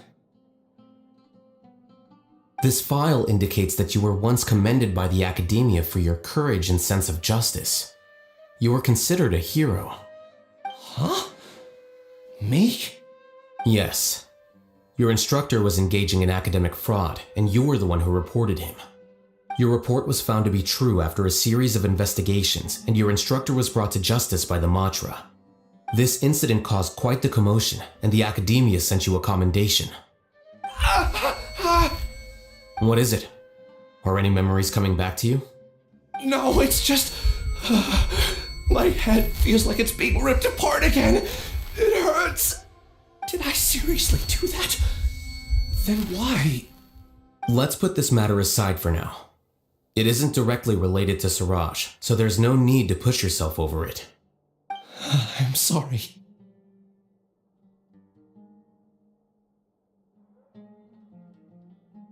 It should have been something good to hear, but my body is instinctively rejecting it. I feel like I'll black out if I try to remember. Take it slow.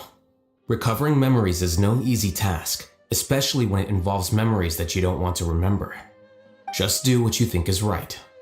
Thank you. I'm not sure how you're so calm and composed all the time, but it does make me feel more confident about the situation I'm in. Let's head to Gandharvaville and deliver Ilyas's paycheck to his sister. Come on!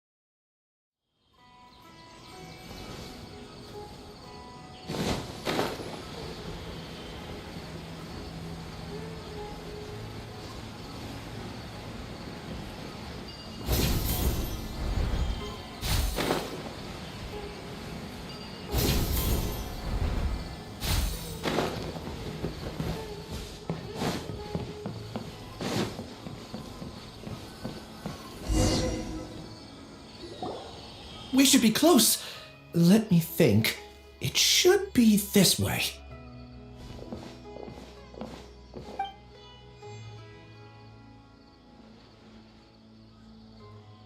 Ilyas, what are you doing back here?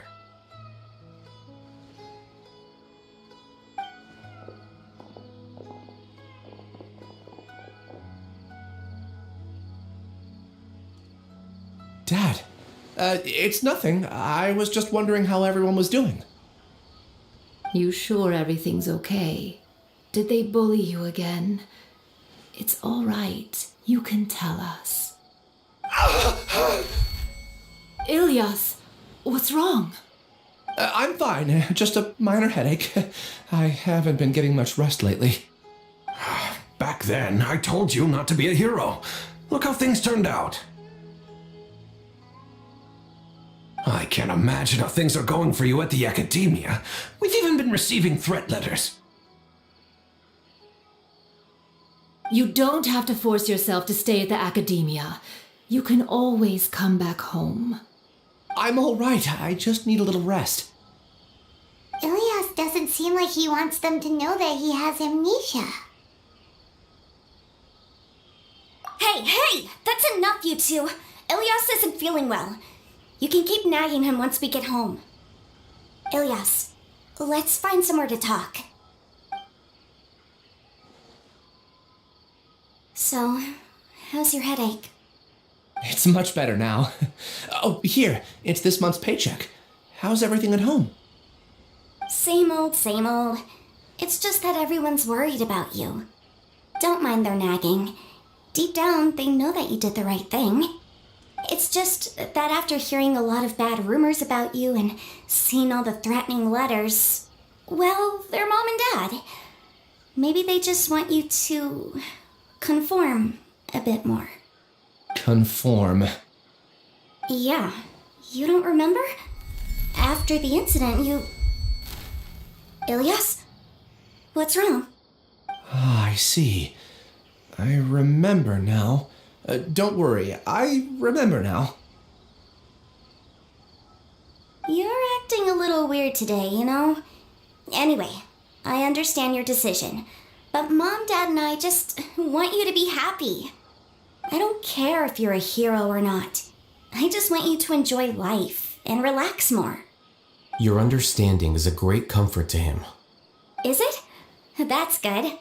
Are you a friend of his? More so these two. My name is Al-Haytham, and this is the Traveler in Paimon. Oh, that rings a bell. At any rate, I feel more at ease knowing that my brother has friends. Would you like to join us for dinner? I just happened to buy some extra food. Sorry, but I still have things I need to take care of. Well, that's a shame. Okay, I'll get going then. Take care of yourself, Ilyas. Don't worry. I won't do anything to make you guys worry again. You remember now? Yes, I do. Thanks for that. You know, you don't seem like such a bad person. Is that your way of conveying gratitude? Oh, my apologies, but I meant every word. Remember when I asked at the tavern if we had ever met? I said that there was a sense of familiarity, but what I really meant was a sense of loathing. Loathing? Yeah, but having spent some time with you, I realized that you're not someone I dislike to that extent. Strange, isn't it? Why did I have those thoughts at that time? My strength is that I don't care about what others think. If you could also develop this quality, then you won't be as bothered by complicated social relationships. It'd be great if I could think like you.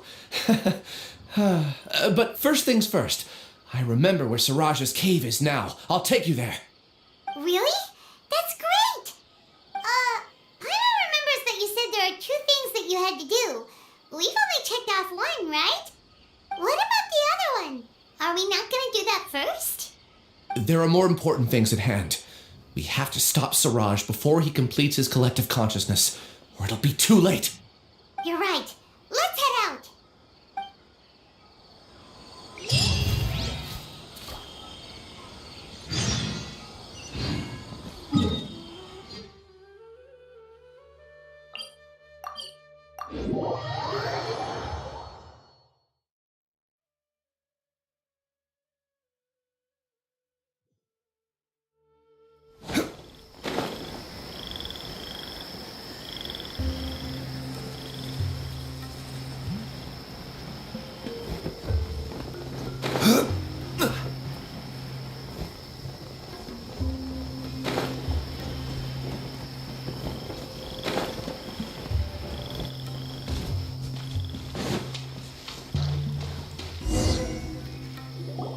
This is the place. It's so well hidden. But there's nothing spooky about it. Let's go inside and take a look.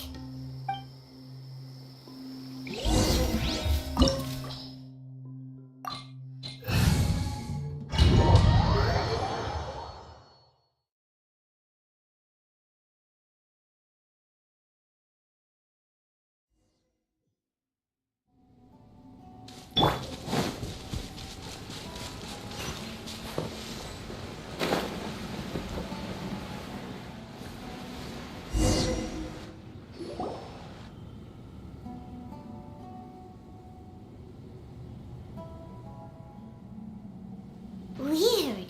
It's bigger on the inside than Paimon imagined. Are you sure it's still a work in progress? Ilyas, do you remember this place? Huh? Ilyas! Where'd he go? I don't sense him nearby. Did he get separated from us? Should we wait here or turn around and look for him? There's no need for that. Let's keep moving. Alright. We'll continue in and see if he catches up to us.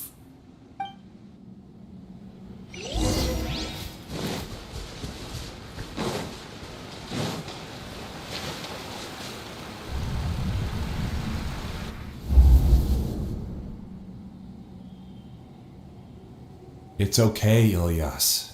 You've done more than enough for me already.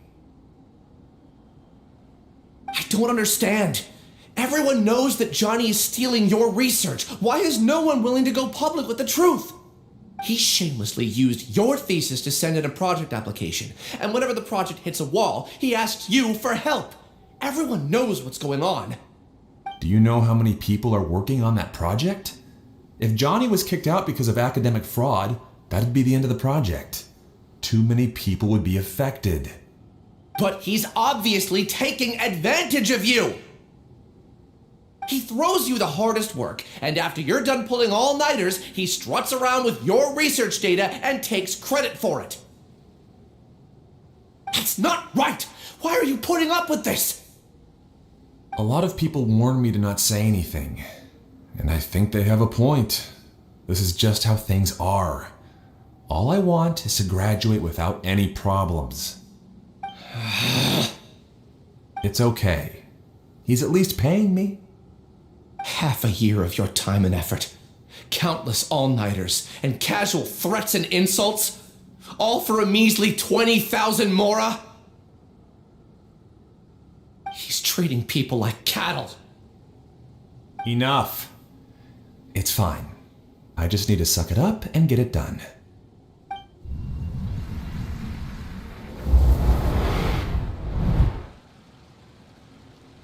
What's the matter?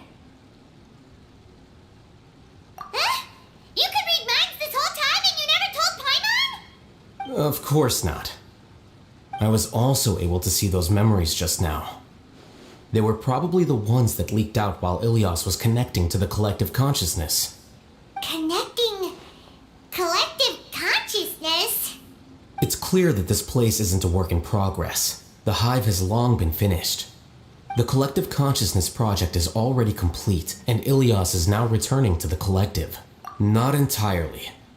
Keep walking and you'll see why.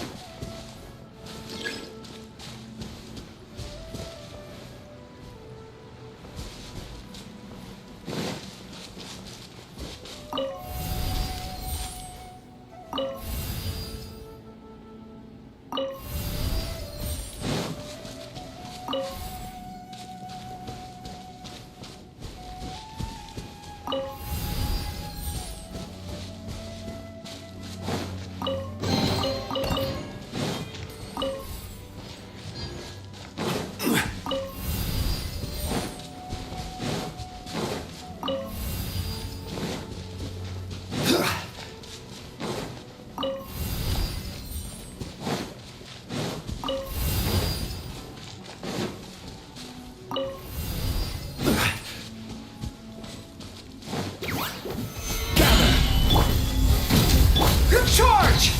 Attaboy!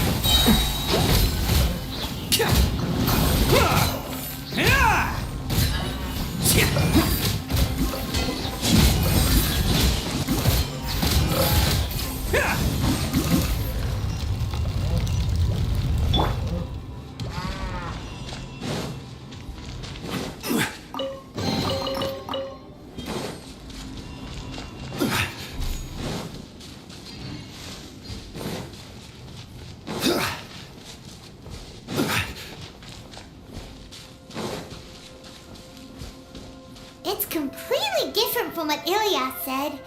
This place looks like it's been done for a while.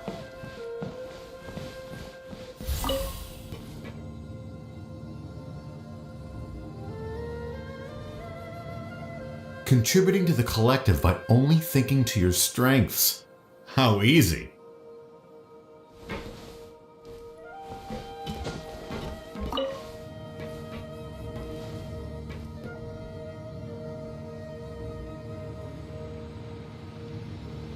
I'll hate them. Just thinking of that name fills me with hatred. We must get rid of him.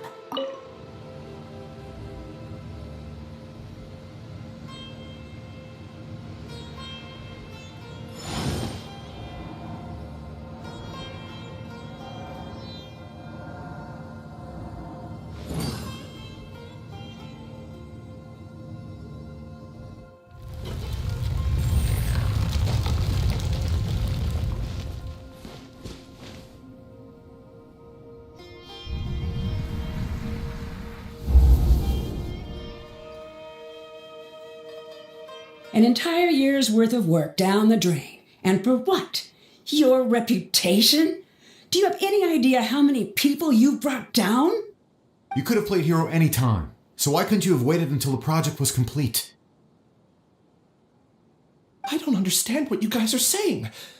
Are you saying you don't care that Raju jumped to his death? It's a shame. What happened to him? I thought he was stronger than that. Everyone has been working hard to complete the project. He could have endured for a bit longer, but he chose now, of all times, to... In any case, we're done with you. Because of your recklessness, the Matra are putting Johnny on trial. This project is done for. None of this affects you at all. But do you know how many people, myself included, needed this project to complete their studies? Now our futures are up in the air. If worst comes to pass, we might not be able to graduate. Do you understand now? I'm sorry. There's no need for an apology. It's not like I'll accept it anyway. You'll pay for this.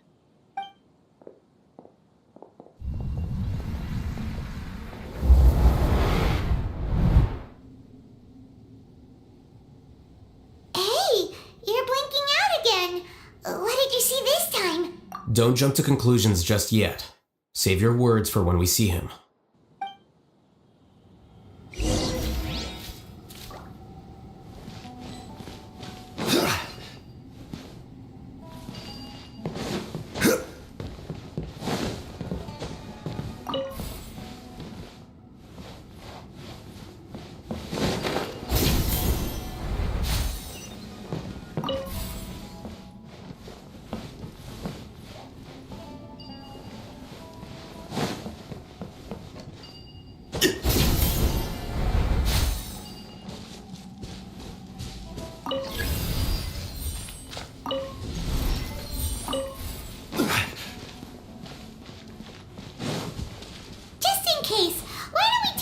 Keys with us.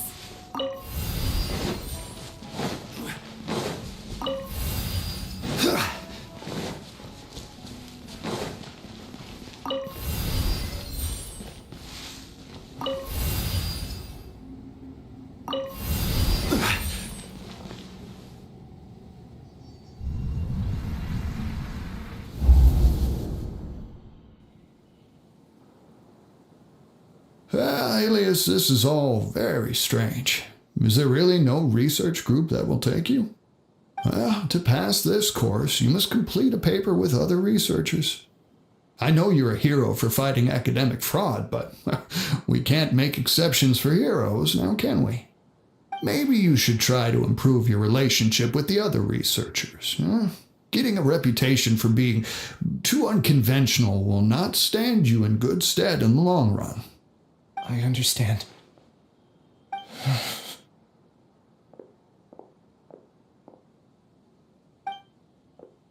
You seem troubled.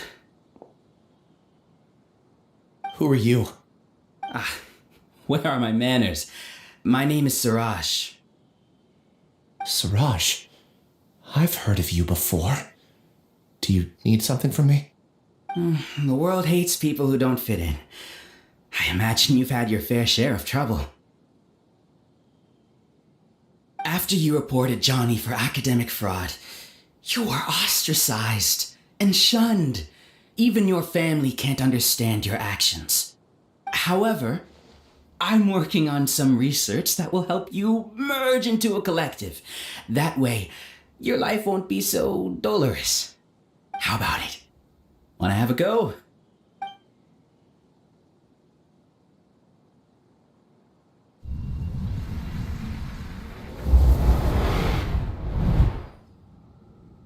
What did you see? I can't believe it! He really did trick us! That giga jerk! No, Siraj is the real giga jerk here. Ilyas is just a regular jerk. Ooh, Paimon's so mad! We're gonna find him and we're gonna make him explain himself!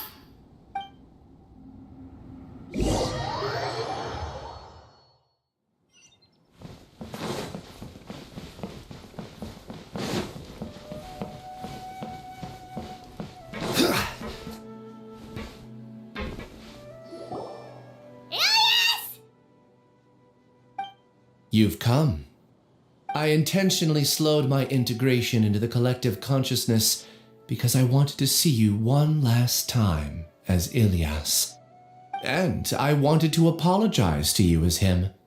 It was only at Gandharvaville that the second thing I must do occurred to me. Bring you all here. To throw off the Matra and bring Alhaitham to the hive. That was my task as Siraj number 36. You were already Siraj number 36? But you passed the Matra's lie detector test! Yes, I truly did forget many things during that time, even my identity and assigned responsibilities. However, it's not that I got scared and forgot. I chose to delete those memories. It's difficult to fool Alhaitham, so I had to create the perfect guise for myself. And the best guise is when you believe your own lies. Correct. I only told you that the hive was incomplete because I had deleted my memories of its completion. It was finished a long time ago. Before I left, I was already living as number 36. Now, I choose to return to that identity. Only here can I be truly free. That's all I wanted to say. After I enter this room, my consciousness will merge back into the collective. And so, this is goodbye. Is this your decision? Yeah, the person we know is Ilyas, not Siraj number 36. The outside world is painful sometimes, but Paimon doesn't think that's a reason to run away. Do you need more time to consider, Ilyas? Hey, who are... That is Siraj. So you're that giga jerk! Giga jerk? Oh, how bold of you. Have I done something to offend you? You! I modified Akasha terminals to allow users to share memories and emotions. Then, I recruited researchers from the academia to build a collective consciousness. I assigned numbers to everyone and divided the experiment's tasks amongst themselves. Here, people can live easily and happily without needing to exercise complex mental thought. This is what they have chosen. All I've done is fulfill their wishes. You're just trying to justify yourself! Then I ask you, what's the difference between here and the outside? There are researchers at the academia who engage in dangerous research in extreme environments while others become idle and listless. People are so obsessed with collective will that even those on the fringes will attempt to fit in after suffering setbacks. Isn't that right, Ilyas?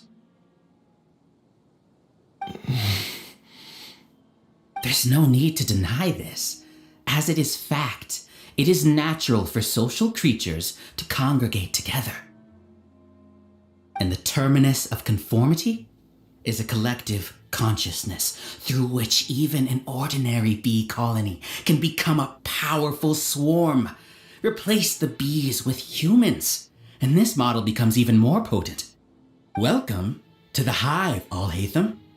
You once arrogantly denied the merits of this project before the Grand Sage. A few simple words from you, and my research was consigned to nothingness. Of course, I'm well aware that you don't care about any of this. You don't care about the pain of others.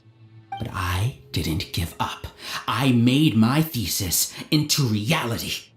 When we arrived, I noticed many empty rooms in the hive. Oh, you noticed that? Then can you guess where their inhabitants are? The answer is the academia. They're executing another phase of the plan. The plan to install me as a sage. The collective consciousness links all of us into a single mind, showcasing our individual strengths as we work together. We are able to execute complex undertakings while instantaneously modifying our strategies in response to unexpected situations. Everything has been proceeding smoothly. You are our biggest obstacle. With you out of the way, I'll use my growing influence to turn the collective consciousness into a legitimate study. The project will snowball until ultimately everyone will be part of my hive. No. The hive will be in control. And it will lead the academia towards a new future. We won't let you do this! What can you achieve with mere words? You weren't even able to change Ilyas's mind. Return to the hive, number 36. Yes. Wait! Don't go back! Look! There are lots of people out there worried about you. And you aren't an outcast.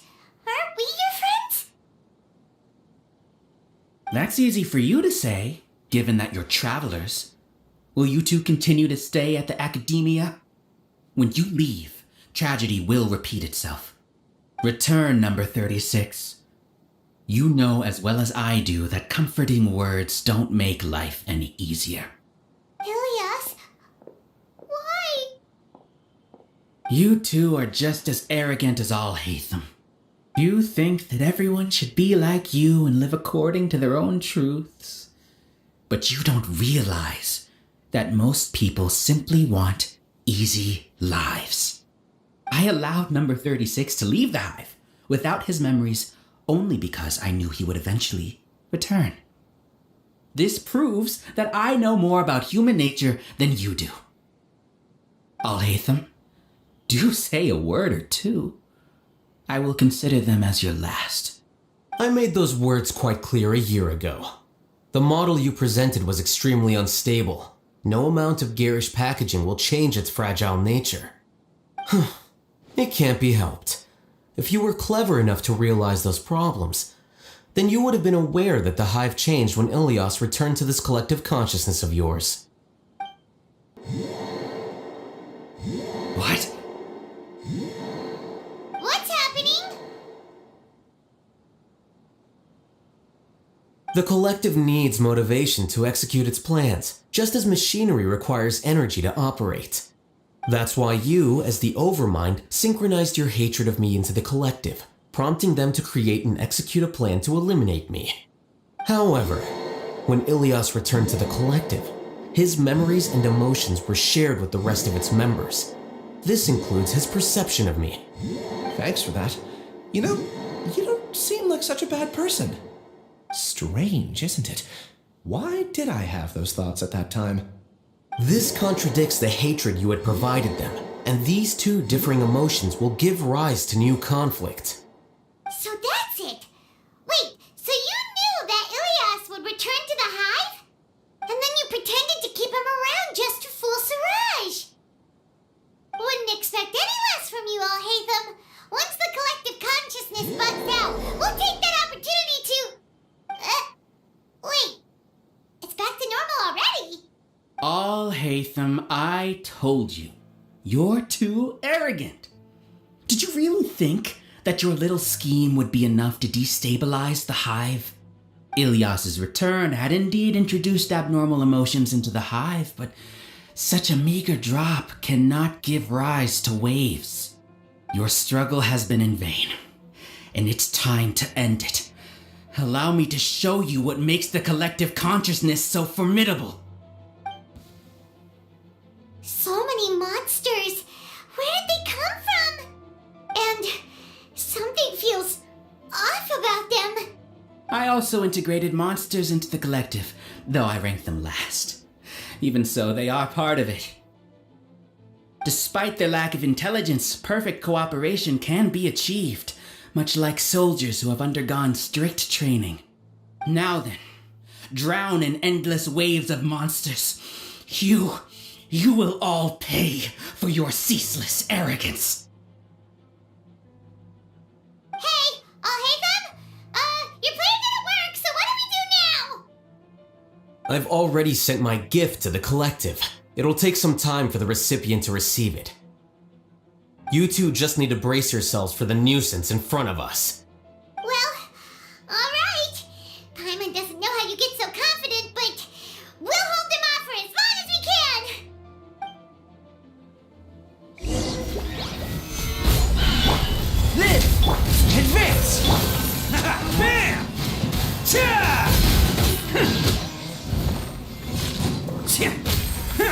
Can't catch me. I will have order. I'll hate them isn't that bad of a person. But it has to be done. You must be eliminated so that we can evolve.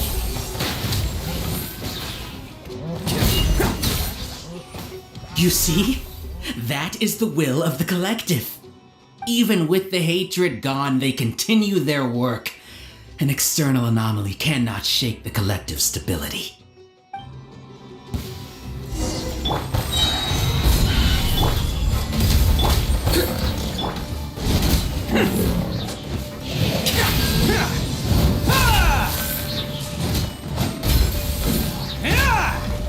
He won't hold out for much longer.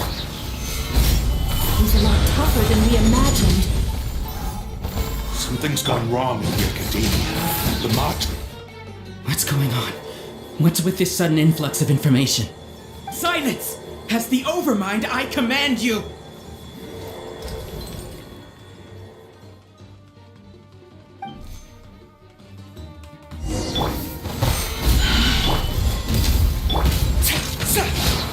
Charge! Coming through! How is that possible?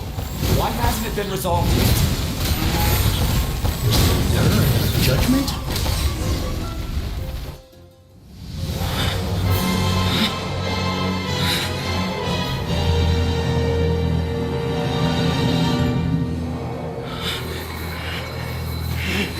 What have you done? Calm down. Don't you have an easy way to figure this out?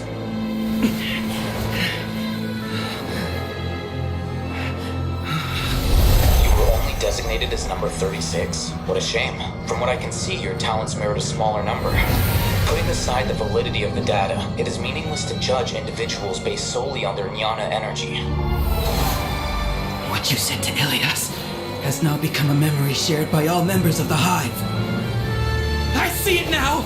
You've channeled and amplified their selfish desires! You're trying to destroy my Hive from the inside out! Human minds are not infinitely pliable, and your Hive has stretched many of them to their limit. Once your authority as Overmind starts to wane, it won't be long before your subjects snap back. Is it worth living here like a machine? Being a tool for the rest of my life? As soon as one person begins to have these thoughts, selfishness, doubt, and fear will propagate, thanks to the web of consciousness that you built. At this stage, your so-called Hive has already fallen. It's not over yet. I am the Overmind! There has to be a way!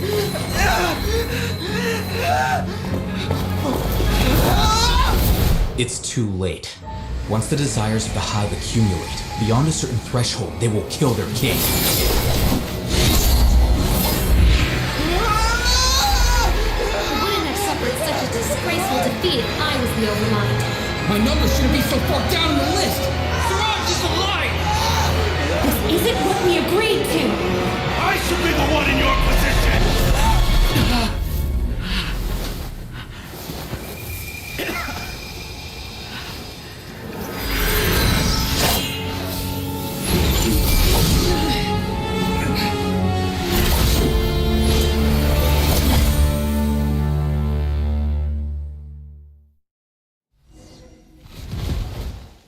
The Hive shut down?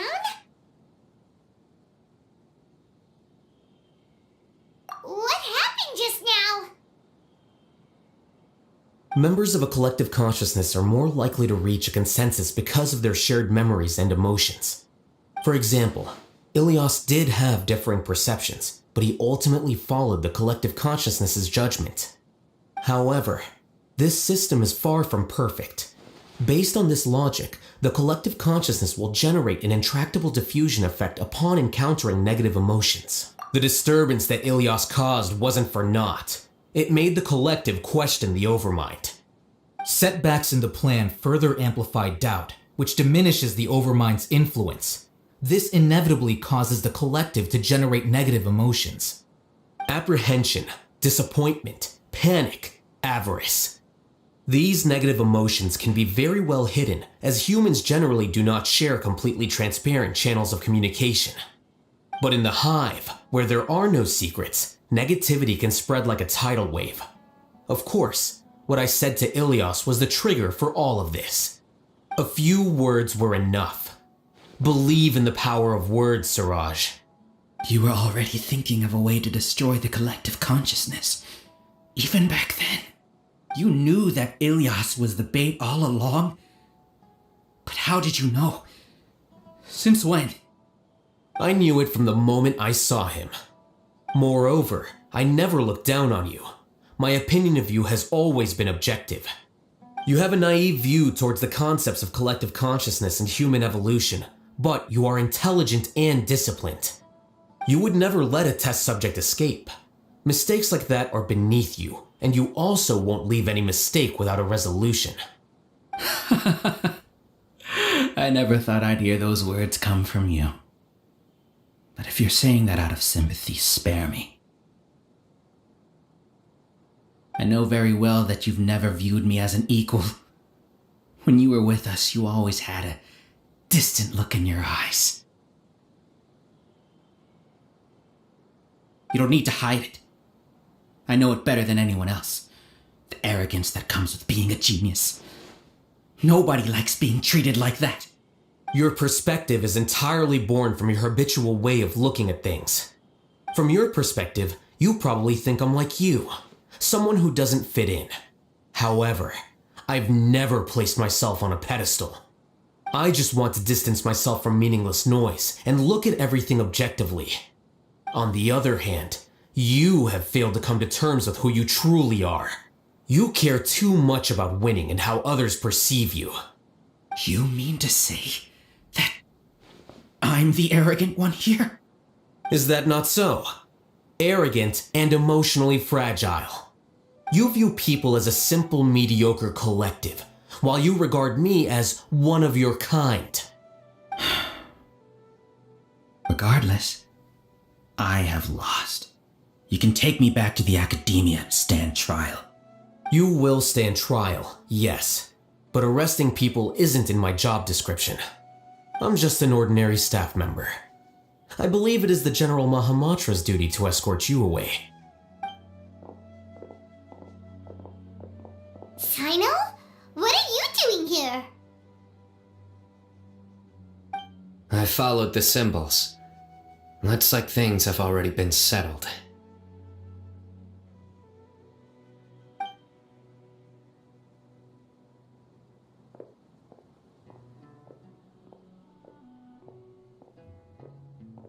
Symbols?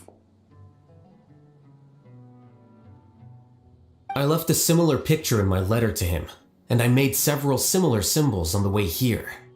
Wait, what do you mean you left a letter? Oh, Paimon remembers! When Paimon first saw you, Arav said that you had left a letter for Sino. So you really did know that something was up with Ilias from the start! You lied to us too! It'd be best if you didn't spout nonsense. I never employed any mode of trickery on you. By the way, I came across some information at the academia a few days ago. If you practice the method discussed therein, your vision may improve. Do you need it? Seriously? This guy. By the way, Sino, Paimon heard that Siraj sent more people to the academia. We can't let those jerks get away!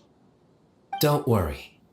The Matra have started screening suspicious persons, and we've already arrested many of Siraj's associates. This was likely one factor that caused the Hive's consciousness to waver.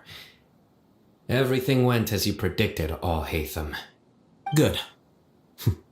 Seems like the interesting part is already over. I'll leave the arrests to you all. See you.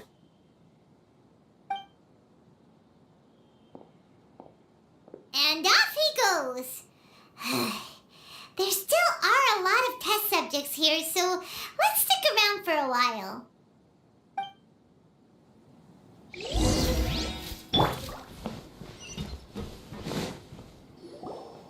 Oh no. Oh no. I was involved in all these plans to get rid of the acting Grand Sage? What came over me? How could I do something like this? We were accomplices without knowing it.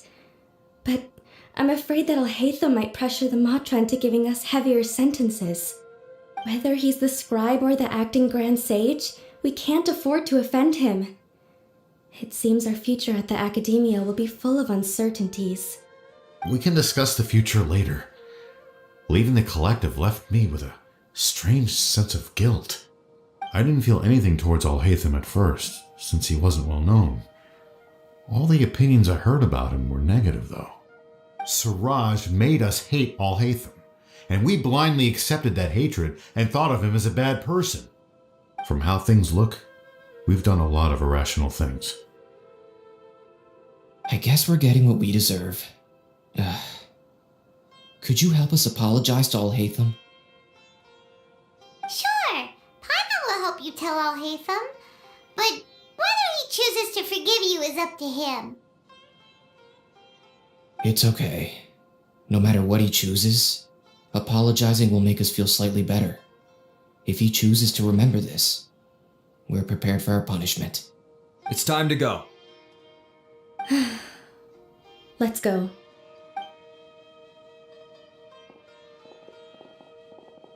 So, were they all duped? We can ask Alhaitham about that later.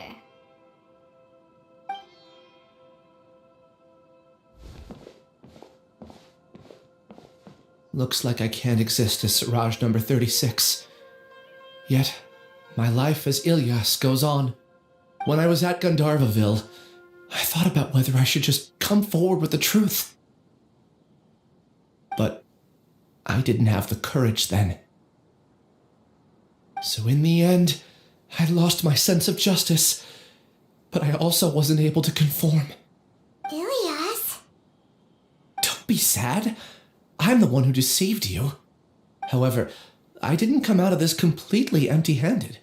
The moment the hive collapsed, an idea popped into my head.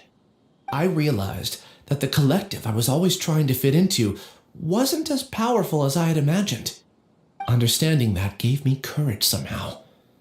Perhaps one day I could be just like Alhaitham and not care about what anyone else thinks. You can do it. Paimon believes in you. Thanks. Well, I should get going. I'm one of the primary suspects in the case, so I'll have to receive my due punishment. Can you keep this a secret from my parents and my sister? I just don't want them to worry. Also, please apologize to Alhaitham for me. Goodbye, you two.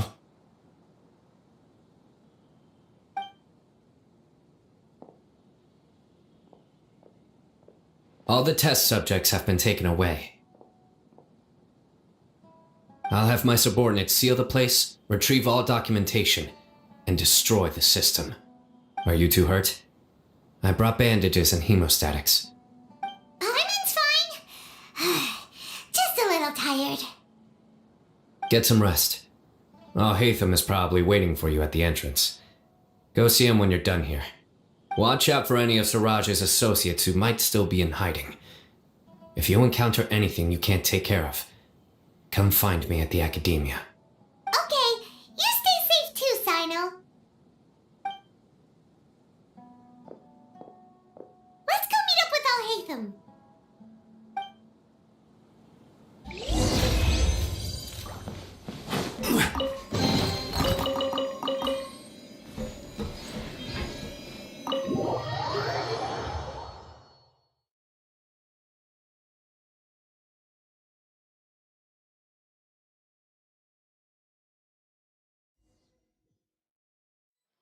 The matter's settled.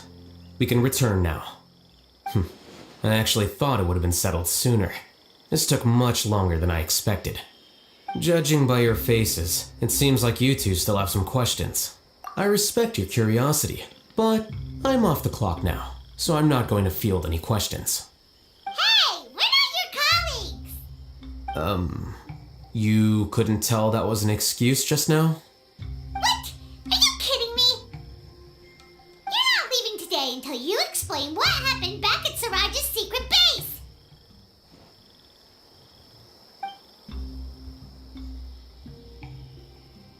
See ya. Hold it right there. Are you done?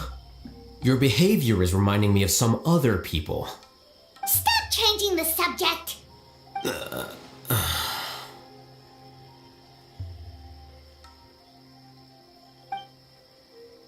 It's too much of a hassle to explain everything from the top.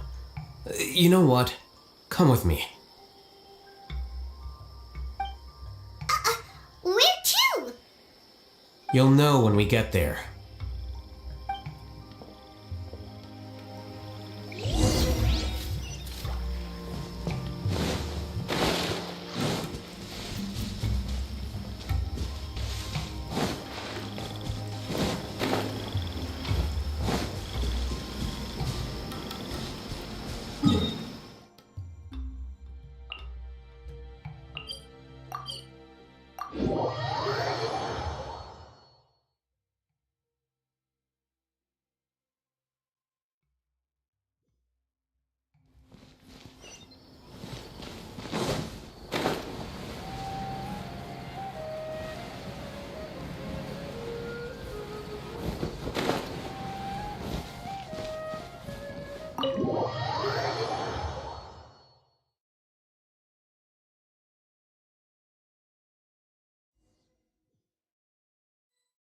Is this your home? Yes. What's with you all of a sudden? Being all polite and inviting us over?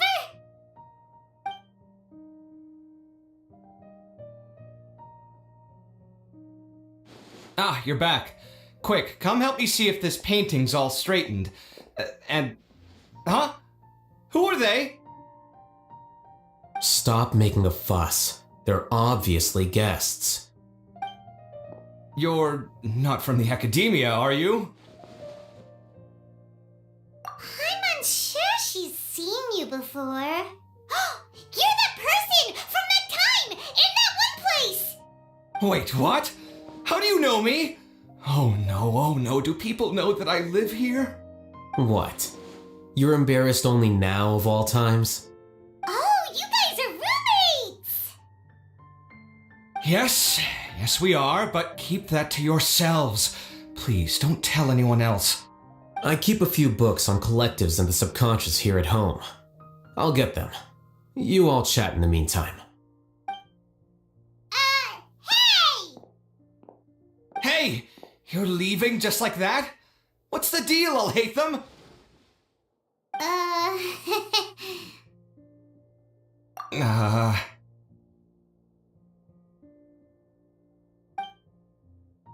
Sorry, I know we've only just met, but I have to ask. Are you, you wouldn't happen to be actors that Alhaitham hired to pretend to be his friends, would you? What? Guess not. I've never seen him invite friends home before, so please excuse my surprise. You guys get it, right? You know, with his temperament and stuff. But aren't you his friend? I wouldn't say friends exactly. Okay, well, we used to be, but we're not anymore. Huh? Don't worry about it. My name is Kaveh. I'm sorry to have met you under these circumstances. Anyway, please don't say anything about me living here.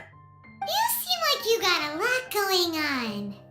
So maybe Samora will make Paimon shut up. Are you serious? How could you? Of course. You're Alhaitham's friends. What? That was a normal response. You exposed your own weakness. Still, why do you have to treat me like he does? Judging by the deafening din coming from the living room, you all must be getting along quite well. Entertain your own friends, why don't you? I'll leave the books here.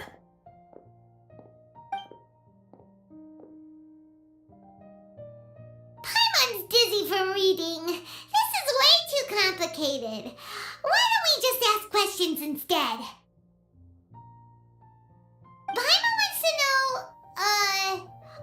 how did you know about the collective consciousness's weakness? A year ago, Suraj presented his thesis to the Grand Sage, who offhandedly asked for my opinion. I actually responded with 2 lines of reasoning. The first, as I've already said, was that his research was on human evolution, a subject prohibited by the academia.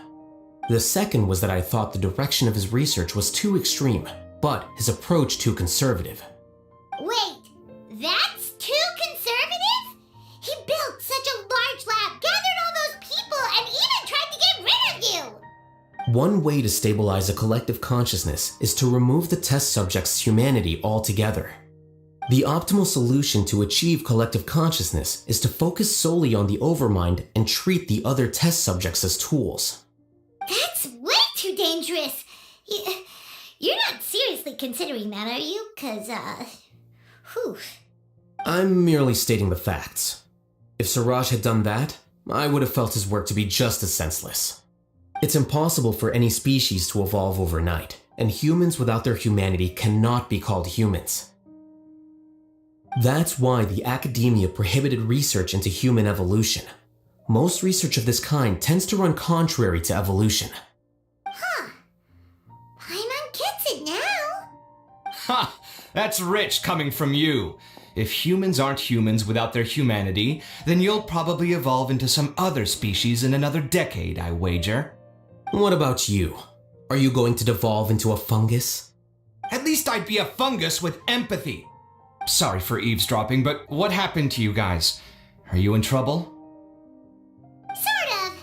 We encountered a strange researcher that had it out for us. Are you all okay?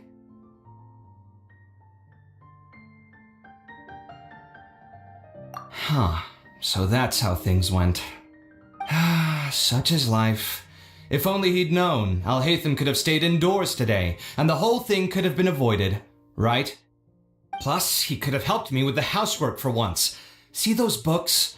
They've been sitting there waiting for someone to sort through them for an age. If you're not gonna read them, tidy them away. They don't belong there.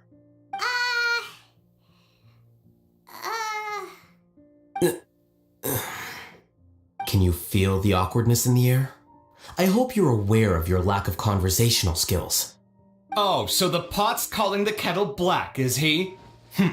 Well, having said all that, are you okay? I'm doing quite well. Much better than that painting you're trying to hang on the wall. You don't understand anything. Stop criticizing my taste in decoration.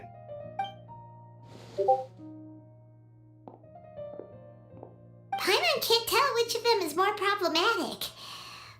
Let's just get this over with and leave.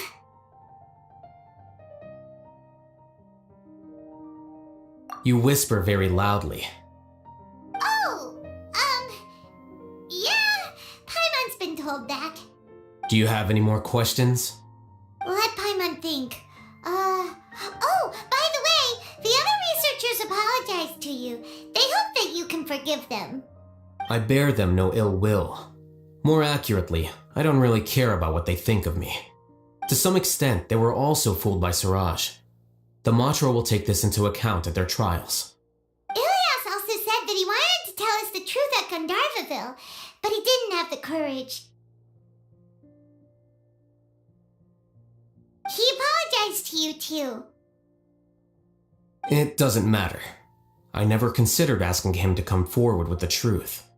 Judging from his experiences, he's more courageous than the average person. There's no need to lay even more criticism on him.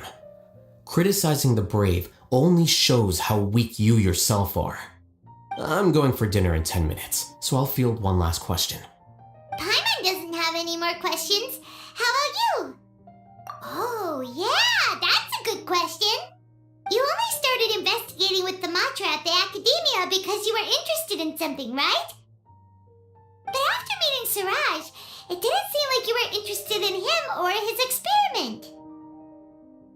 I had no interest in him personally, but I was curious as to why so many people were willing to form a collective consciousness with him. I now understand the reason. Correct. The fall of the sages and the shutdown of the Akasha terminals deeply affected the academia. The fact that Suraj's project attracted so much interest despite not being approved speaks to the lack of research projects as of late. As the acting Grand Sage, I'll have to figure something out. In addition, what happened to Ilyas is worth our attention. Reporting academic fraud was the right thing to do. He didn't deserve the outcome that he had received. Paimon understands now. Oh, you're pretty serious when it comes to work, huh? I think minimum viable seriousness is a more apt description. I'll do my best to take care of this mess until my resignation is approved. Wait, your resignation? Yes. I've already submitted my resignation to the academia. Soon, I'll resign as the acting Grand Sage and go back to being its scribe. I don't think Suraj knew about that. If he had waited just a few more days before acting, I would have already resigned. What he'd do then wouldn't have been any concern of mine. However, even without my input, his unstable model would have collapsed for some other reason, so it makes no difference. But why do you want to resign? I'm not suited to be a sage, nor do I want to be one. The official process to select the new sages is already underway, but this process is long and takes far too much time. If I serve as acting Grand Sage for too long, the position might become permanent. That would be troublesome. This job isn't something I want to spend the rest of my life doing. It's important to keep your priorities straight. Well, it's about time. You too should grab some dinner as well. Oh, now that you say that, Paimon's kinda hungry. See ya! We're gonna grab some yummies! See ya.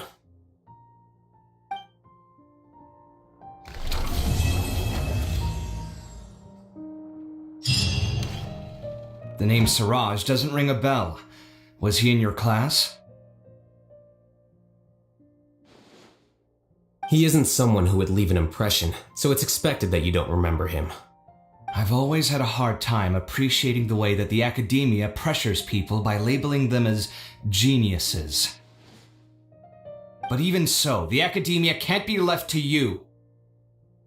Or perhaps I should say that I'm delighted to see that you have a base amount of self-awareness. If the people in the academia haven't gone mad, they'd know that I'm much more suited to be a sage than you. And I suppose they'd let everyone know that your career as a sage will be as shaky as that painting. Again, that's mighty rich coming from someone about to resign. In a few days, you'll be managing files again. You'll be back at rock bottom. But my salary will likely stay the same. Wait, what? How come? Why do you get special treatment? At least I don't have to be an architectural designer who works himself to death just to get a smile from his client. You...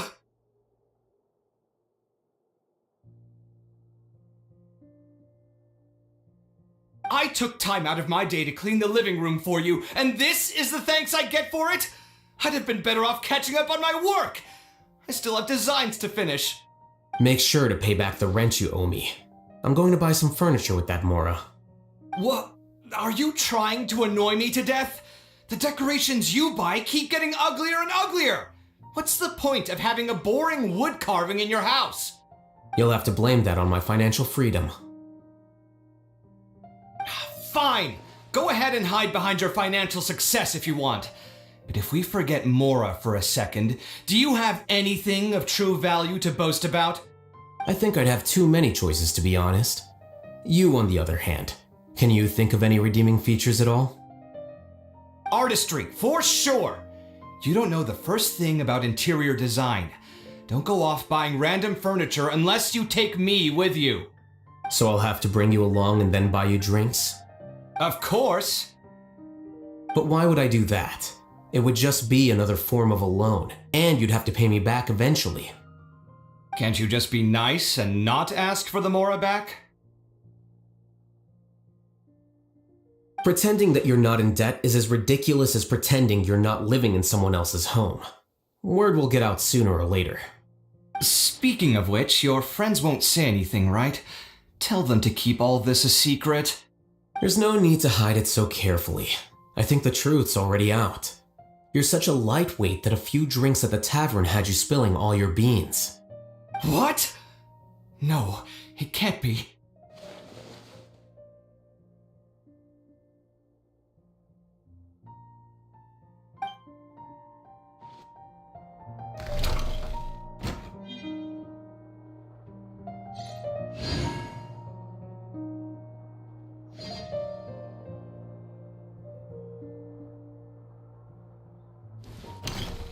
The name Siraj doesn't ring a bell. He isn't someone. I've always had a hard time appreciating the way that the academia pressures people by labeling them as geniuses.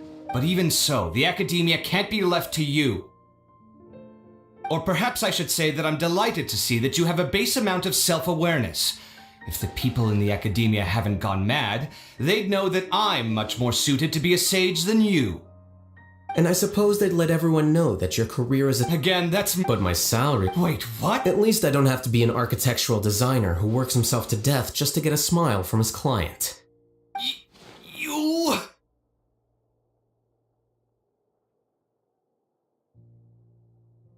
I took time... Make sure to pay back the rent you owe me.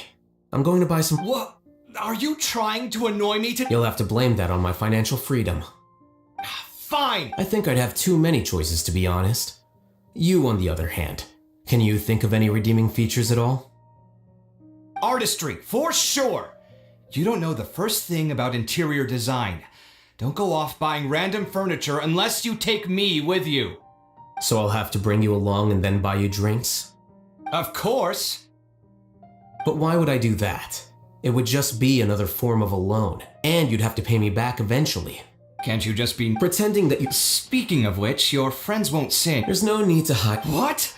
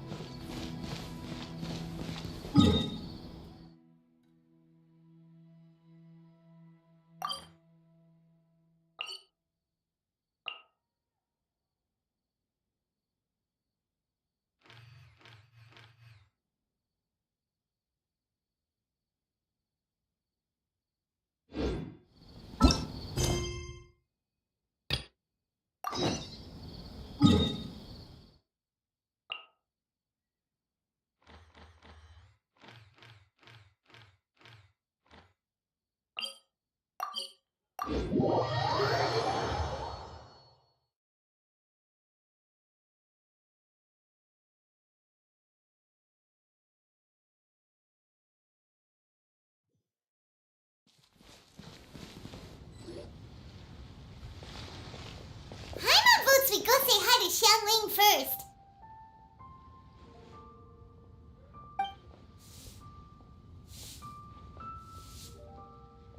Huh? Xiangling? What a pleasant surprise meeting you here! Oh, why the pleasure is all mine, as is the surprise, surely. It must be fate that brings us together in this place. How have you fared as of late? Setbacks are inevitable over the course of a long journey. If you wish to share what's troubling you, allow me to lend my ear. There is no need to shoulder all burdens by yourself. You are too kind. So, Xiangling, are you here to listen to stories over tea again? I had originally planned to set out after this last round of tea. However, I had planned to take a walk to Chingsa village and gather some nascent bamboo shoots, which are currently in season. A villager there once gave me a small sample, and they possessed a most excellent flavor. Huh? Nascent bamboo shoots? Why can't you just use normal bamboo shoots instead? Wait, Paimon knows! Because Zhongli prefers the finer things in life, right? Okay, Mr. Particular, let me guess. Ahem. The nascent bamboo shoot has a uniquely tender texture and a delicate sweet taste that its normal cousin cannot match. An astute observation, Paimon. You know me well indeed. Lantern Rite is almost upon us, but besides the bamboo shoots, there are a few other items I have not yet procured from Director Hu's list. May I ask if you have already made arrangements for the days ahead? Well, we were planning to use the opportunity to say hi to some of our friends, but before we were able to figure out a schedule, we ran into you. Well then, might I invite you to imagine the sheer delight that is a soup cooked with the freshest nascent bamboo shoots in all the land. Generous cuts of pork belly and crisp, fragrant bamboo shoots placed together in the pot and left to simmer slowly for half a day. You're doing this on purpose, aren't you? Paimon's onto your plan. You just want to hoodwink us into fetching your bamboo for you. Why, I assure you, I would do no such thing. I merely wish to inform you of the freshest, most succulent and flavorful bamboo shoots one could ever hope to taste. Ugh, let's go, Traveler. Paimon's taste buds can't take it anymore. Collecting a few bamboo shoots shouldn't take too long. Paimon has got to get her hands on some of that soup. Such fine specimens are indeed well worth the excursion. Very well. I shall leave the bamboo shoots to you. Should you have the good fortune to find some, please share them with me as well. See? Paimon knew he was just bamboozling us. However, there is no need to rush. The streets of Liu will be bustling with visitors and filled with all manner of celebrations during the festive period. By all means, go wherever your interests lead you. The nascent bamboo shoots would be but a wonderful final touch to a most exceptional feast. What an honor it would be to savor them in the company of friends. We're heading out. Enjoy your walk, Young Lee. Take care now, you two.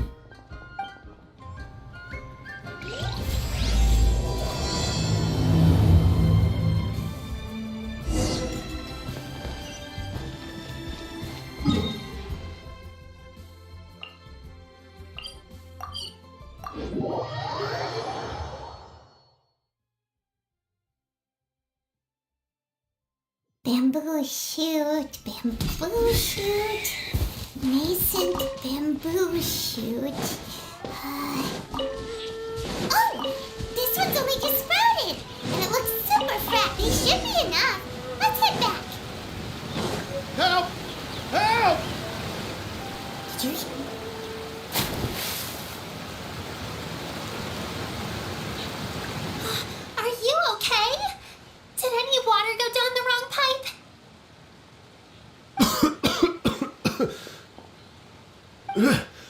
I think I'm okay now.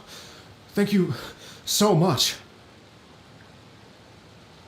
That was scary. Well, at least you're all right. All thanks to your savior here. Oh, a little girl? Greetings, everyone. My name is Yao Yao. It's a pleasure to make your acquaintance. Whoa, she's so well-mannered. My name's Paimon, and this is the Traveler. I'm Dvorak, a musician from Fontaine.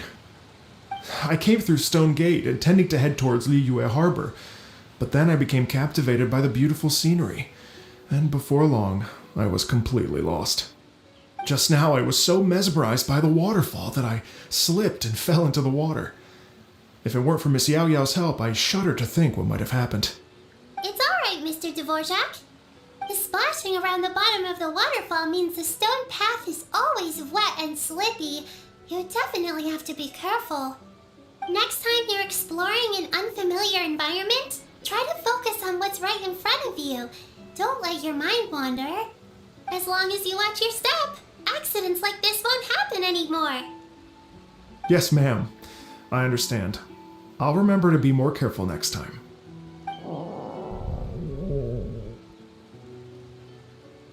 Oh, are you hungry, sir? Oh, I'll be fine. Please, sir, it's quite all right. I was born and raised here in Liyue. It's only natural for me to extend my hospitality to any guests who are passing through. I expect you still have quite a long journey ahead of you. It's very important to keep your energy levels up. I still have some lotus flower crisps left in my backpack. Why don't we split them between the four of us? Aw, what a thoughtful kid! She even has some for Paimon! You're welcome.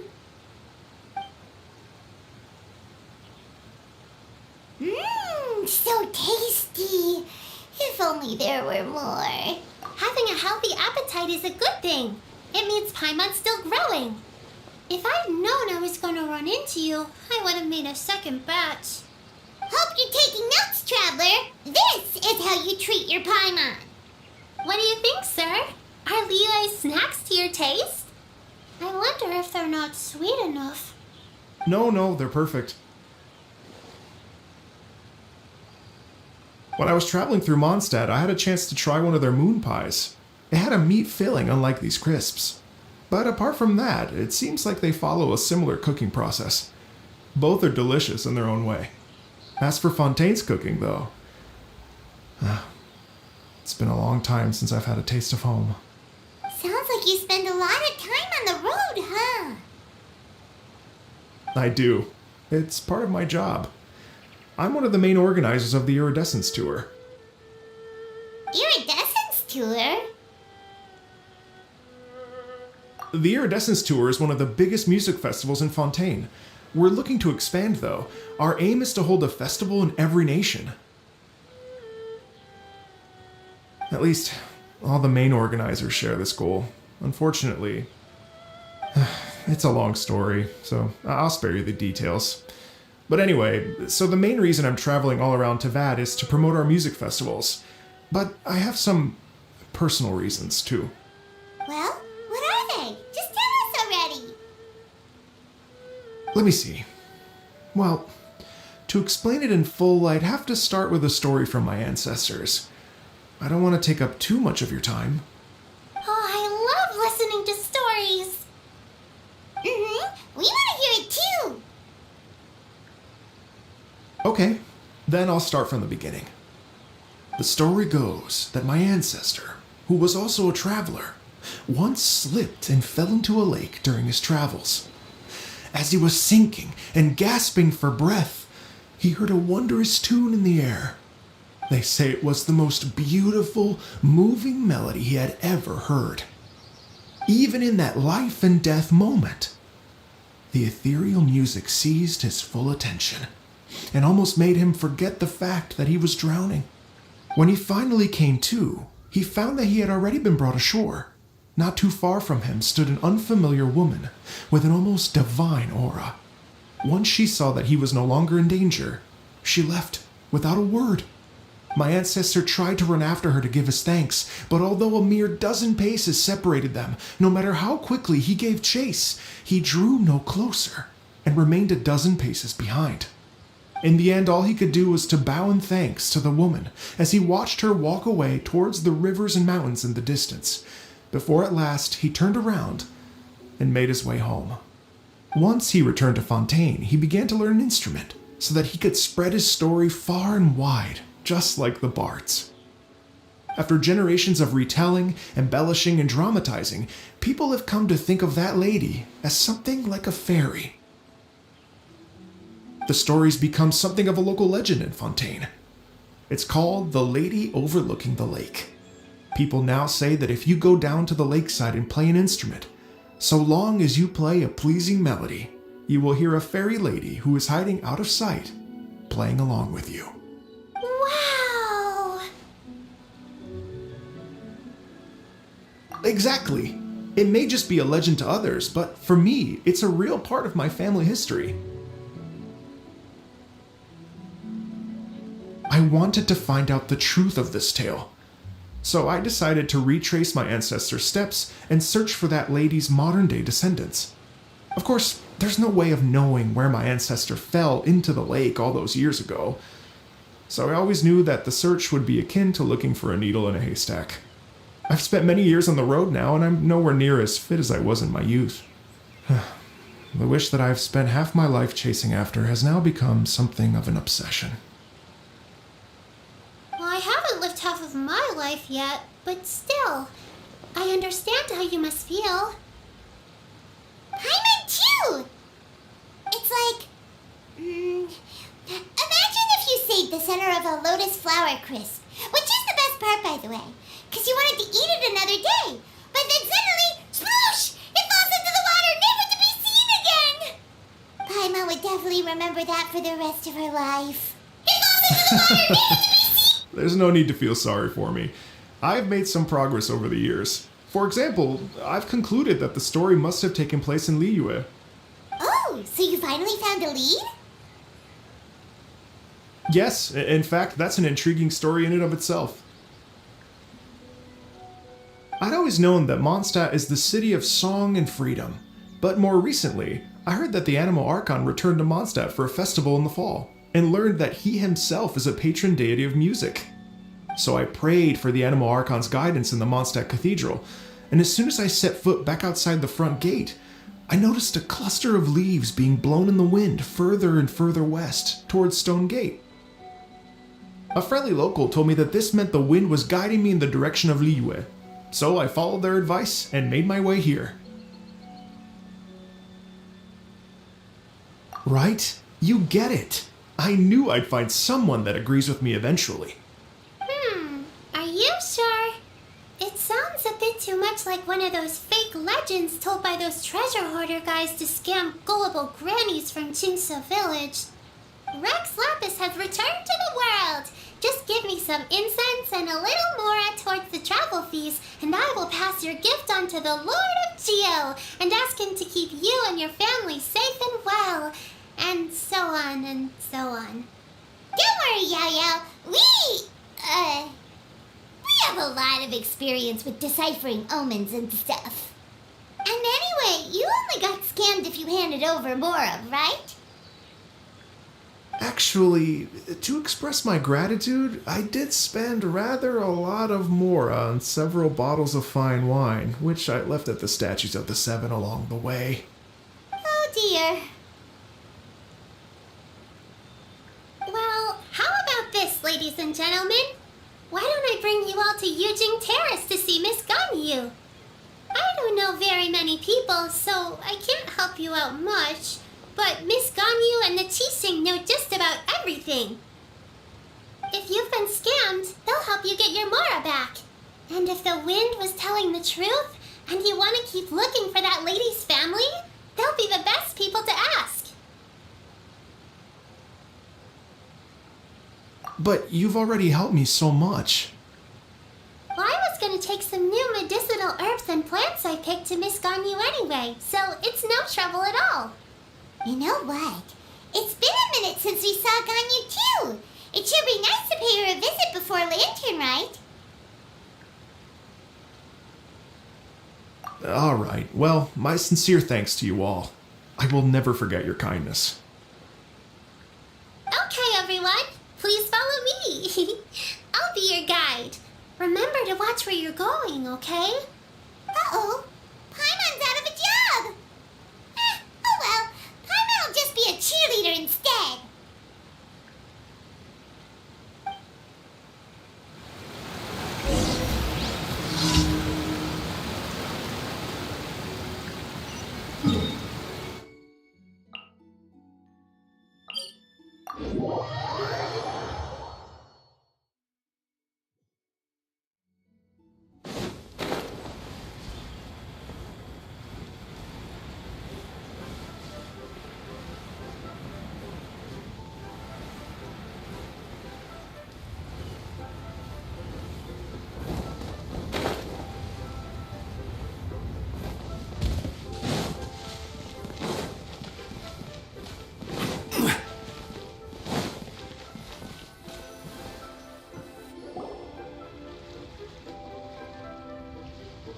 Wow, Liyue Harbor looks very different from when I came last.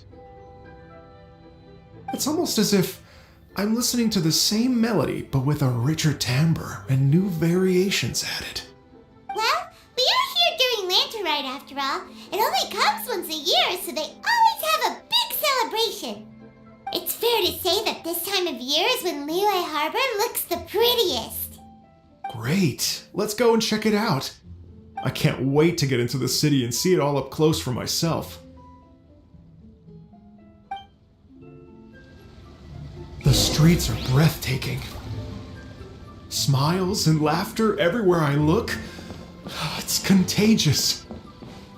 I can almost feel the music in the air. I have the urge to start waving my conductor's baton.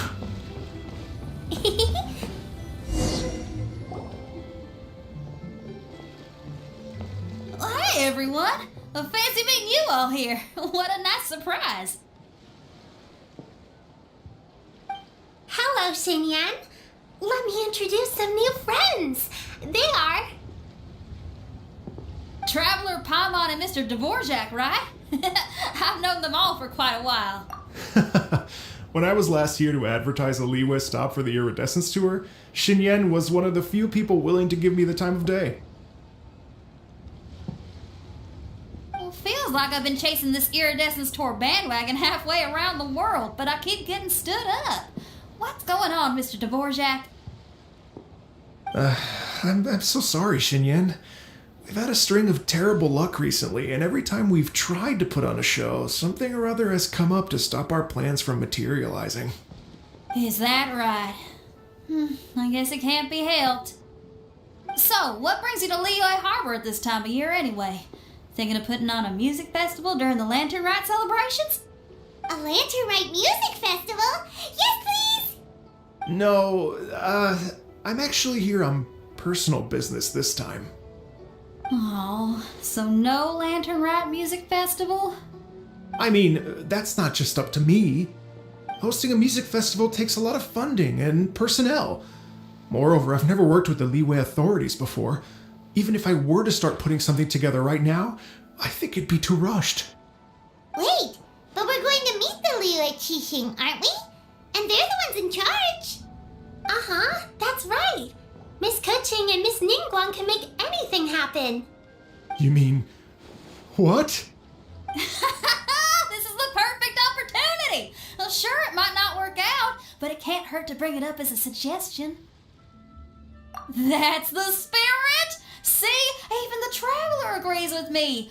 Mr. Dvorak, don't let yourself be put off by the fact that a few things haven't worked out recently. As for the performers, I can put you in touch with some local artists. My friend Yunjin is a well-known opera singer in Liyue. With her support and a commissioned song from the Yunhan Opera Troupe, we should be able to get something going.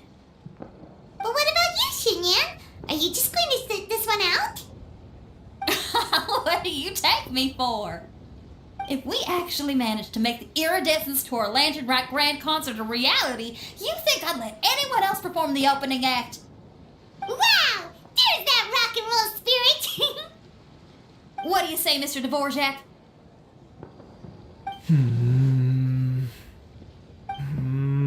Okay. I'll give it a shot. But the opening act is not something to be chosen lightly, Xinyan. I will judge your work by the strictest of standards, so please make sure you are fully prepared. Are you kidding? I thought you'd never ask. Whew, guess my shopping time's getting cut short. I'm gonna head back right away and start working on this. Yao Yao, if you run into your senior on the way to the Qixing, please send her my regards. Okay, I promise I will. Good luck with your music, Xinyan. You've got this, Xinyan! So about the senior of yours Xinyan mentioned just now, is that anyone we know? Yes, it's Xiangling. She's mentioned you two before. Xiangling's always thinking about cooking. Whenever she gets scrapes or burns, she just leaves them to heal by themselves. She definitely needs someone around her to look after her. I know you must have looked out for her a lot too in the time you've known her. So, thank you for that.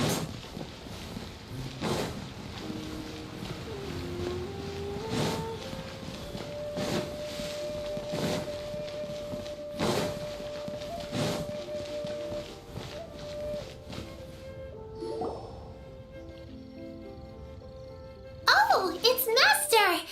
Is it okay if I go and say hi to her?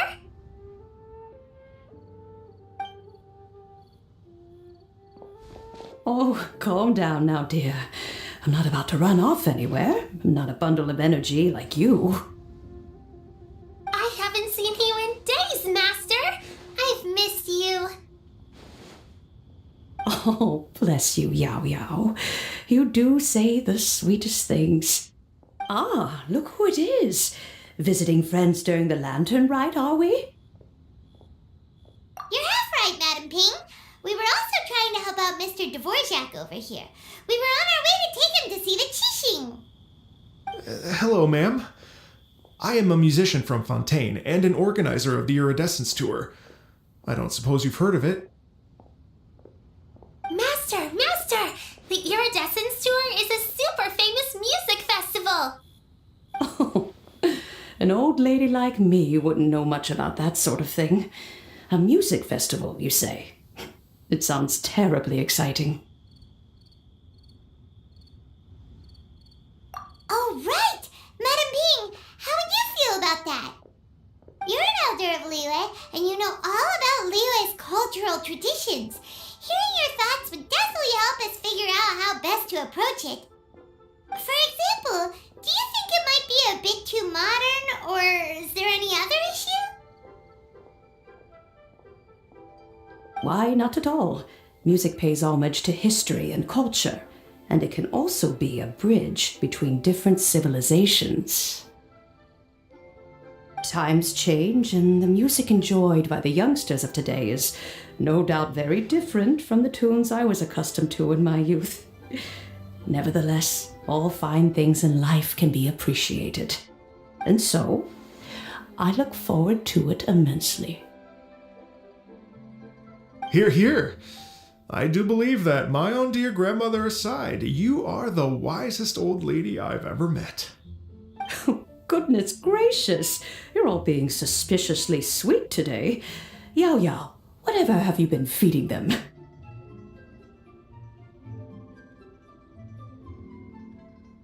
Master, you're in such a great mood today. You're even cracking jokes with the rest of us.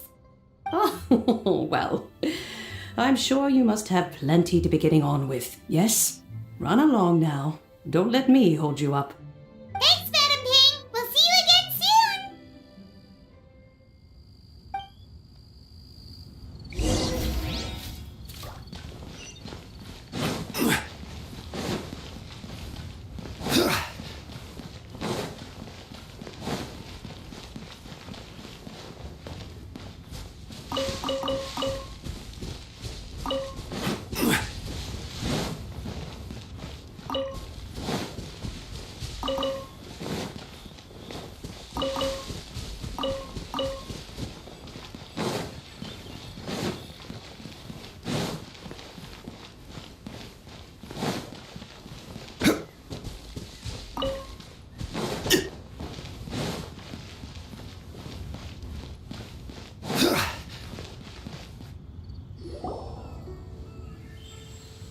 And when you meet with the Ministry of Civil Affairs, please remind them that the festivities are not an excuse to procrastinate their work.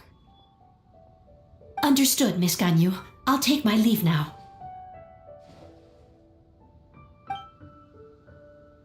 Ganyu! What brings you here, Yao Yao? I've brought all the medicine you asked me to pick for you. Oh, and here's a pack of sweet flower seeds as well. Also, these dried chingshin leaves make a great pot of tea that's very good for you. I know you've had a lot to deal with at work recently, but you shouldn't push yourself too hard. If you're not careful, you'll end up falling asleep in the grass again. Well, this is weird. It's like a responsible younger sister talking to their disorganized older sister.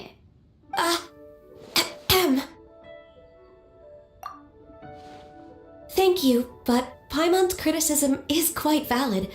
I do have a tendency to neglect matters outside of work, and that's something I should improve on. Oh, my apologies. I don't believe we've been introduced. Paimon will do the honors.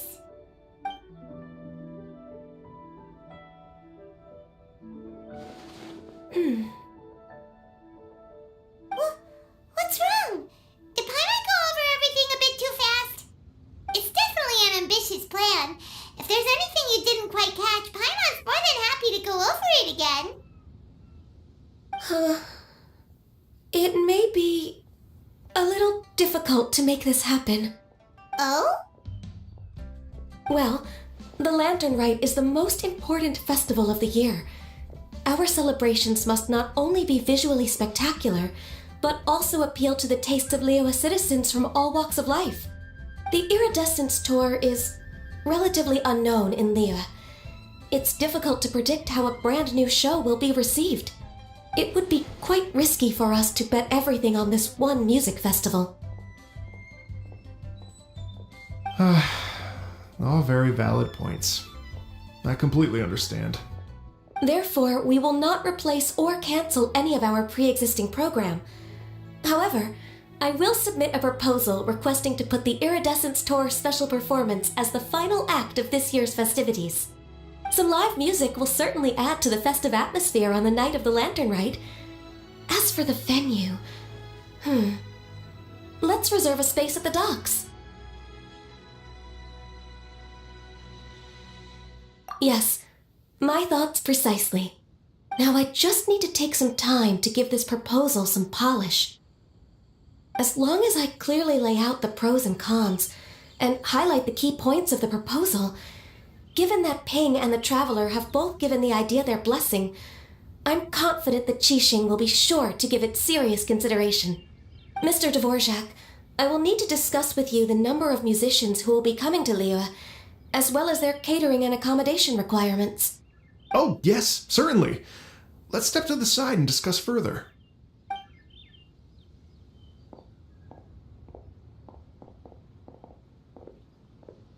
As soon as there's work to do, Ganyu's as diligent as ever. I couldn't agree more. Master once said that everyone has things that they are good at and things that they are less good at.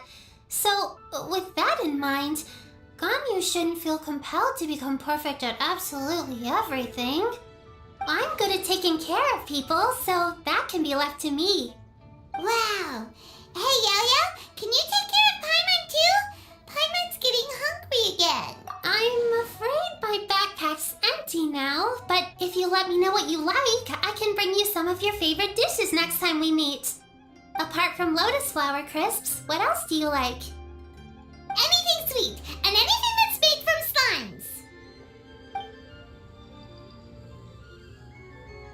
slimes. Here's what I've drafted so far. Anything else you want to add? No, this is excellent. I'm racking my brains, but I don't think you've missed a single thing. Perfect. Then we'll leave it as is. I'll go make an official copy. Oh, perfect timing. We were just wrapping up our discussion here. Not at all. Every second counts for a complex proposal such as this. I will inform the Qixing of this development immediately. Please give me a moment to pass on the message. Yao Yao, Thank you for bringing my herbs. I will make sure to take them. Remember to make tea from them first, Ganyu. You mustn't just chew them raw. I will. Okay, I should be getting back. If Yao stays out for too long, Mom and Dad will be worried sick. Everyone, I'm sure that the music festival will go off without a hitch, so don't worry. And in case I don't see you before, I wish you all a very happy Lantern Rite. Thank you, Yao Yao. Happy Lantern Rite to you, too. We should go get dinner together sometime!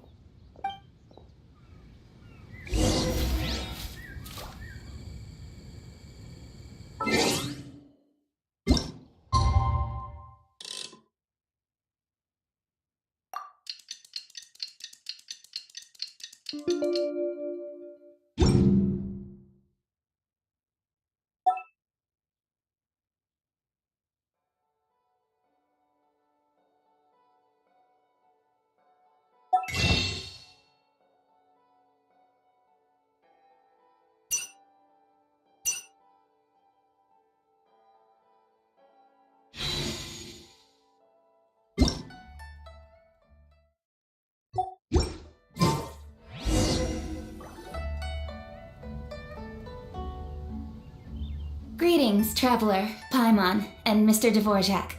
Call me Kuching. Ganyu has brought me up to speed on everything. I'll get straight to the point. The Qixing have approved Ganyu's proposal. Over the next few days, I will be working with Mr. Dvorak on behalf of the Qixing to facilitate the organization of this concert. Yay! That's awesome! Please, the Qixing have a duty to deal with matters such as these. We have merely moved things forward to the next step. On a more personal note, I am an avid supporter of all things new and innovative. As such, it is my privilege to work with you on this exciting project. Thank you so much, Kuching. I'd become quite discouraged after our recent failures and was expecting the same outcome once again, so I didn't dare to get my hopes up. Never in my wildest dreams could I have imagined this going so smoothly. It's like a dream come true. Right, time for me to call in the performers. To stage a concert at a high-profile event like this is a rare opportunity. We'll make sure it's a night to remember. Yes! Our music band's finally getting fired up! Yes, indeed. I know exactly what I'm doing from here. For a musician, music will always be the language they are most fluent in. Oh, that. Well, that can wait for another time. Oh. Ganyu? What's wrong? They told me all about Mr. Dvorak's situation, but I was so engrossed in drafting the proposal that I forgot all about it. Oh, that's quite all right. I don't even know what the person I'm trying to find looks like, so it was always going to be a long shot. Don't worry about me, Ganyu. Your time and energy are needed elsewhere. I'm sure you already have plenty to deal with between this concert and everything else going on during the Lantern Rite. Thanks. It was just that I had a few initial thoughts when I heard your story. For instance, I wonder if this lady your ancestor met might have been an Adeptus. What do you think?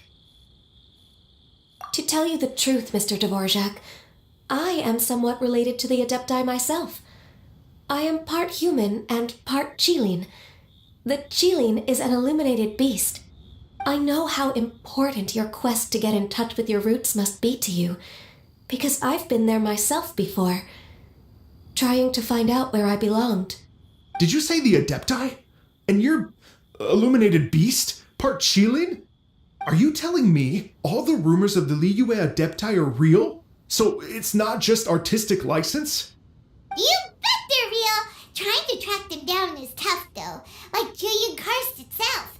There's nothing specifically stopping you from going there, but getting in and out of there is quite an ordeal. Yes. Anyway, if you're looking to uncover a lost melody or shine light on a forgotten aspect of Liyue's cultural history, I'm probably not the best person to ask. But if it's a person you're looking for, then I just might be able to help. I see. I think I understand the situation now. In that case, Ganyu, shall we divide the work between us? Yes, that was also my thought. Great. So Mr. Dvorak and I will concentrate on things here in the city to make sure the concert goes according to plan. In the meantime, Ganyu will reach out to our network and try to find the person he's looking for. How's your workload at the moment? Will you be able to make time? I can probably get through everything in 2 days, as long as I don't sleep. Wait, what do you mean as long as I don't sleep? Even for someone with illuminated beast blood in their veins, working for such an extended period without a break will take its toll on your health. Somehow that does not sound persuasive coming from Kuching. Be it but 3 moons from the start, he who returns is not he that departs. Even I know the importance of maintaining a healthy work-life balance. In that case, 3 days. All right, I can work with that. If you have the time, would you join me for this search? You're well known to many of the Adepti and respected among the people. I'll feel much more at ease with your company.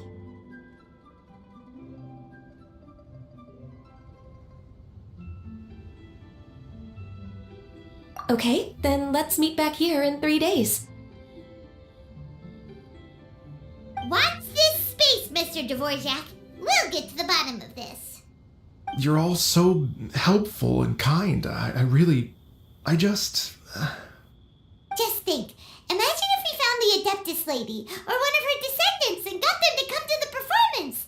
Wouldn't that be amazing? It'd be such a happy reunion. And that's exactly what this festival's all about!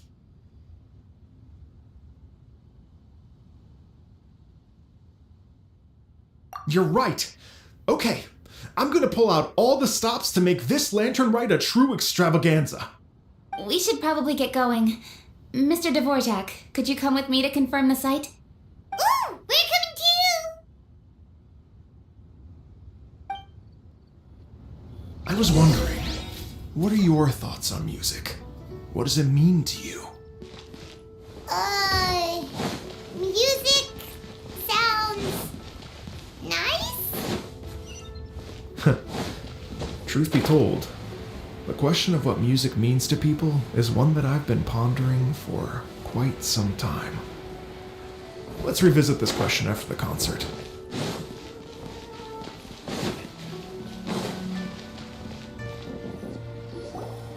Lady Yuhang? Baiwen, what is it? Per Lady Ningguang's orders, I've been gathering intelligence outside of the city with the goal of uncovering and dispatching any trouble ahead of the festival. I am told that a strange melody was heard somewhere along the coast. I was wary of investigating further on my own, so I was just on my way to report this incident to Lady Ningguang.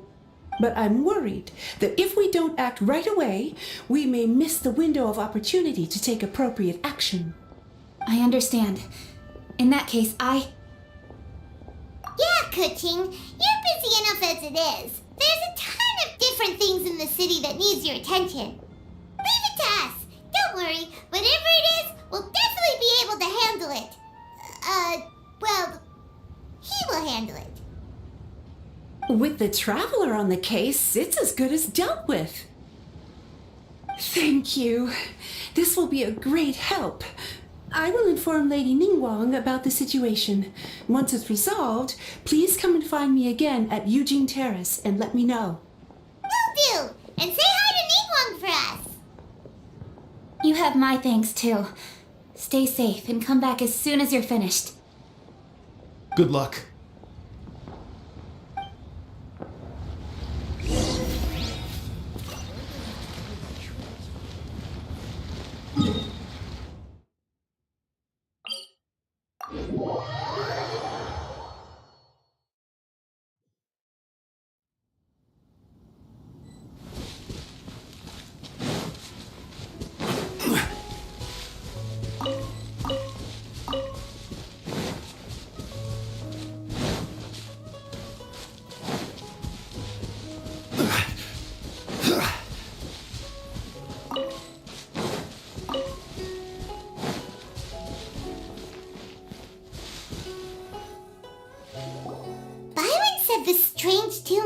came from around here, right? But Paimon doesn't hear anything. There doesn't seem to be a soul in... I was just wondering who in their right mind would come out to a place like this. So, it's you two. Yeon! How'd you sneak up on us like that? You nearly gave Paimon a heart attack! You look pretty alive to me. Can't have spooked you that bad. Fair enough. Ah, you're here for that too? Saves me a bit of explaining. Come with me. I've already reconned the perimeter, so we should be safe.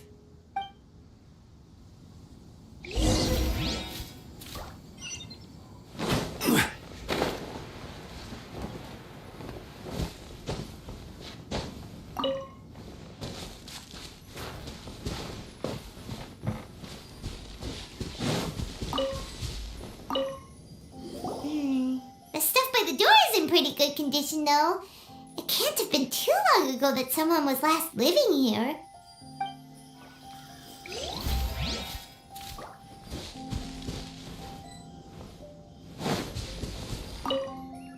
This place is completely empty.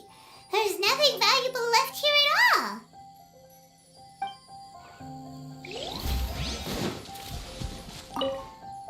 The doors and windows are all fine, so there definitely wasn't a break-in.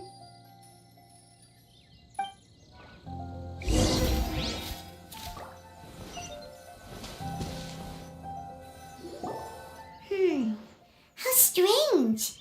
It looks like it's been looted, except for the fact that there's no sign of a struggle.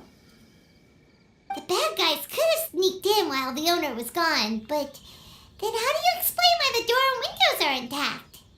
Seems you've done a pretty thorough inspection. So, any theories on what might have happened here? Yeon, you didn't hide some of the evidence from us on purpose, did you? Why would I make this more difficult for you? We're on the same side here. Okay, well, Paimon gives up then. Paimon's got nothing. What about you? Give up as well? Yep. It's not obvious at first sight, that's for sure. To be honest, I was only able to put it all together because of some background knowledge about this area. A long time ago, there used to be a group of bandits in the Liyue countryside who would sound a horn every time they were about to raid a village. But it wasn't a rallying cry to rouse their fellow men. It was a disconcerting tune, meant to intimidate the weak and warn them of their impending doom. To escape with their lives, the villagers would abandon their homes and flee overnight, taking only their most valuable belongings with them.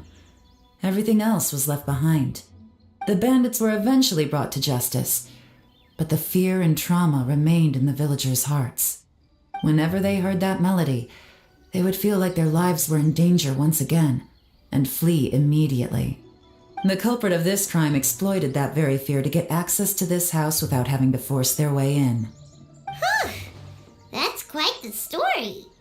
The victims obviously will have gotten quite a fright, but at least they won't be in any great danger. The important thing now is to find this copycat criminal.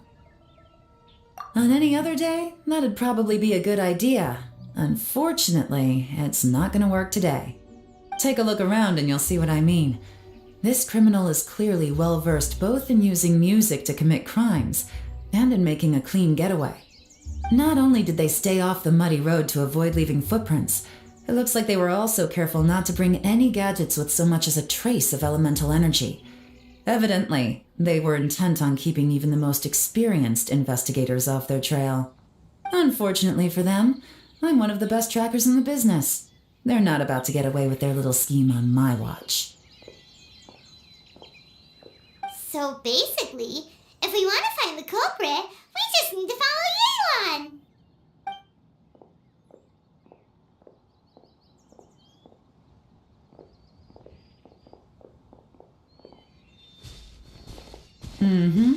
As long as you can keep up. Since the culprit's trying to be cautious and low risk, I'll bet they left through an area with some vegetation for cover, but not so much that it would slow them down.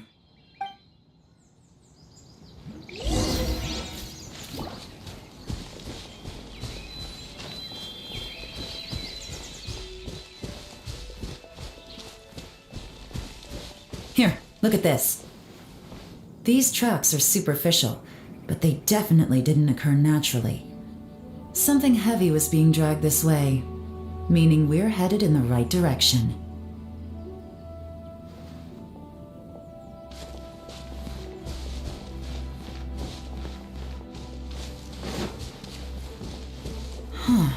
Their pace has increased. Normally, people carrying a heavy load slow down as their journey goes on and they start to tire. Whatever's motivating them to speed up must be psychological. For instance, reaching the home stretch.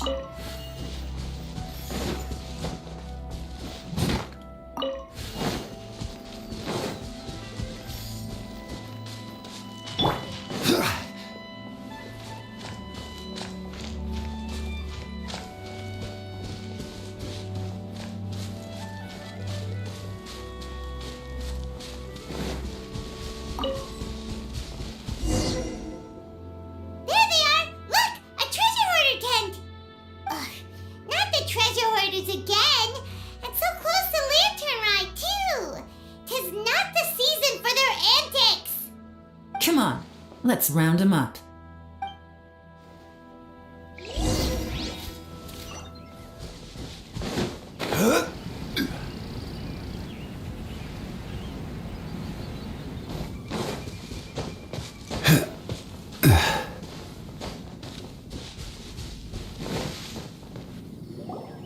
Hey! Who are you? Where did you come from? The evidence is conclusive. Okay, confess and we'll go easy on you. My patience is running low, so why don't you do us both a favor, You kidding me? You think I'm scared of you? Perhaps not, but you should be.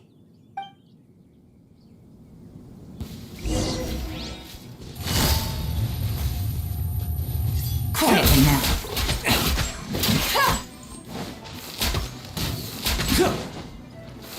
Curses. Seems like you're not all talk after all. There's no going back now. Mercy! Have mercy! Oh, it's a little late for that. I've come this far, I might as well finish the job. I surrender! I surrender, please! I'll do whatever you say. Please have mercy. Tell us everything. You have one chance, and I'm warning you. Don't make me ask twice. I won't, I swear.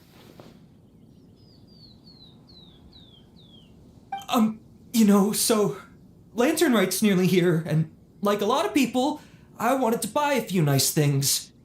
I know I'm with the treasure hoarders and everything, but I don't really have any kind of experience with robbing people and whatnot. So I don't have the guts to break into somebody's house. Wow, you're really going to complain to us about that? No, not at all. I'm just telling it how it is. Okay, continue. I racked my brains trying to think of what I could do, and eventually I remembered something from back when I was a kid. The bandits would blow their horn, and my grandma would grab us kids and run. I remember the tune, so I figured I'd try it for myself. I mean, just to see what would happen. At first, anyway, I seriously didn't expect that family to pack up and leave. But they did, and they just left all their stuff right there for the taking. It was too easy. I couldn't resist. It was completely wrong of me. I know that now. I'll return everything that I took. It's all still in perfect condition, and it'll be like it was never gone. Please, give me a chance, huh? Let me make it right. Give you a chance, huh? Sounds to me like you'd rather strike some kind of a deal than spend Lantern Right behind bars. Yes. Yes? You know how to bargain, I'll give you that. It's just a pity that you didn't confess at the first opportunity. You'll have to take a walk with me.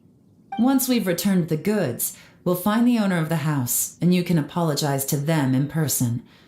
After that, I'll escort you to the Ministry of Civil Affairs. Yes, ma'am! You know, as a former victim of this kind of crime yourself, I doubt anyone understands the fear you inflicted quite as well as you do.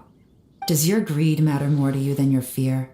More to the point, if you can play a tune from memory, don't you think you should be capable of making an honest living? You mean...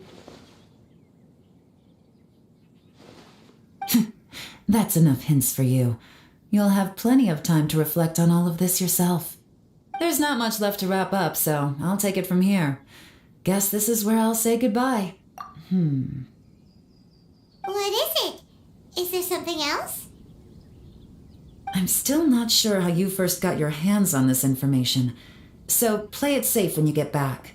Don't mention to anyone that you ran into me out here. You helped a lot with the investigation and arrest anyway, so it's perfectly fair for you to get all the credit. Just take it. It works better for me, too.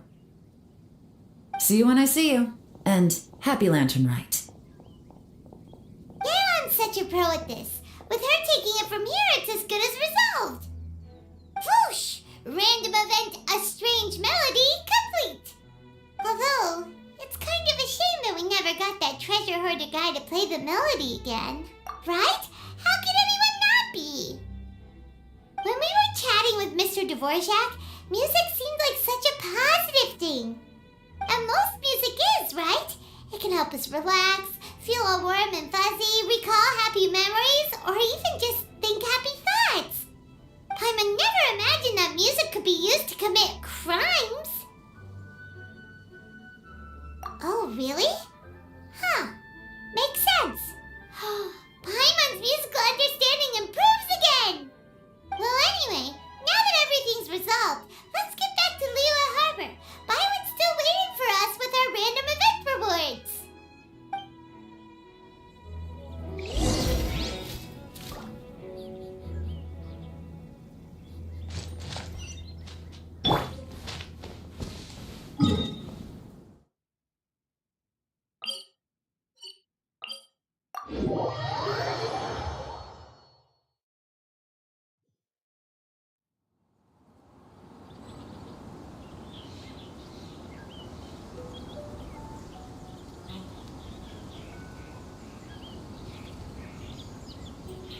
Osmanthus wine tastes the same as I remember. But where are those who share the memory?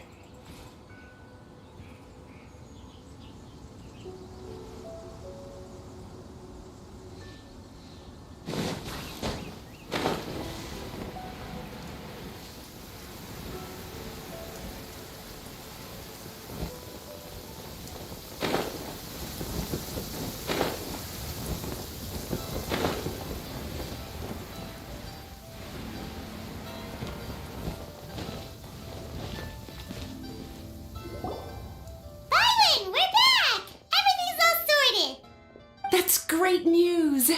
Oh, please wait here a moment if you would be so kind. Lady Ningguang instructed me to advise her upon your return.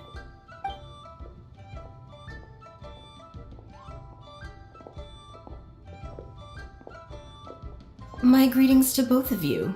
Long time no see. No need to be so formal with us, Ningguang. We've known each other for a long time now. You must be super busy with all the preparations for Lantern Rite. Don't mind us. On the contrary, I think it is those that I have known longest to whom I should extend the greatest courtesies. Alas, on a different day, I would invite both of you inside for some tea and a brief respite from your travels. But you're quite right. Trivial matters aside, there's no escaping the fact that we have a grand concert to organize. Once the performance itself is over, we'll then need to invite the representatives of the Iridescence Tour for a discussion on future collaboration opportunities. The financing arrangements alone could well entail many rounds of discussion. Simply put, there will always be work to do. Whoa, you're already thinking that far ahead? Well, we can discuss more current affairs if you'd prefer. I trust you saw this year's Mingxiao lantern at the docks when you arrived at the city? Yeah, it looked like a goose. Which Adeptus is it modeled on this time? Sea Gazer. I believe you're familiar with the name. Legend holds that he was free-spirited and easygoing. People described him as a cheerful soul and a loyal friend. On this marvelous lantern rite, we pray that the fallen heroes may be guided home. If the sound of music can flow like the rivers and streams into every corner of the land, perhaps the souls of those who have gone before us will hear the song of a new era.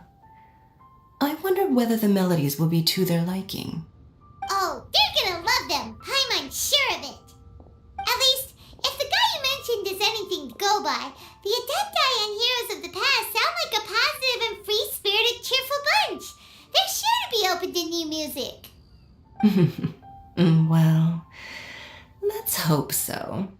I heard that you'll be going on a search with Ganyu to find the descendants of a fairy lady from a Fontaine legend. I'm sure this quest to uncover the truth behind an ancient story will turn into a most charming tale. Do share it with me, won't you? I couldn't bear to miss out.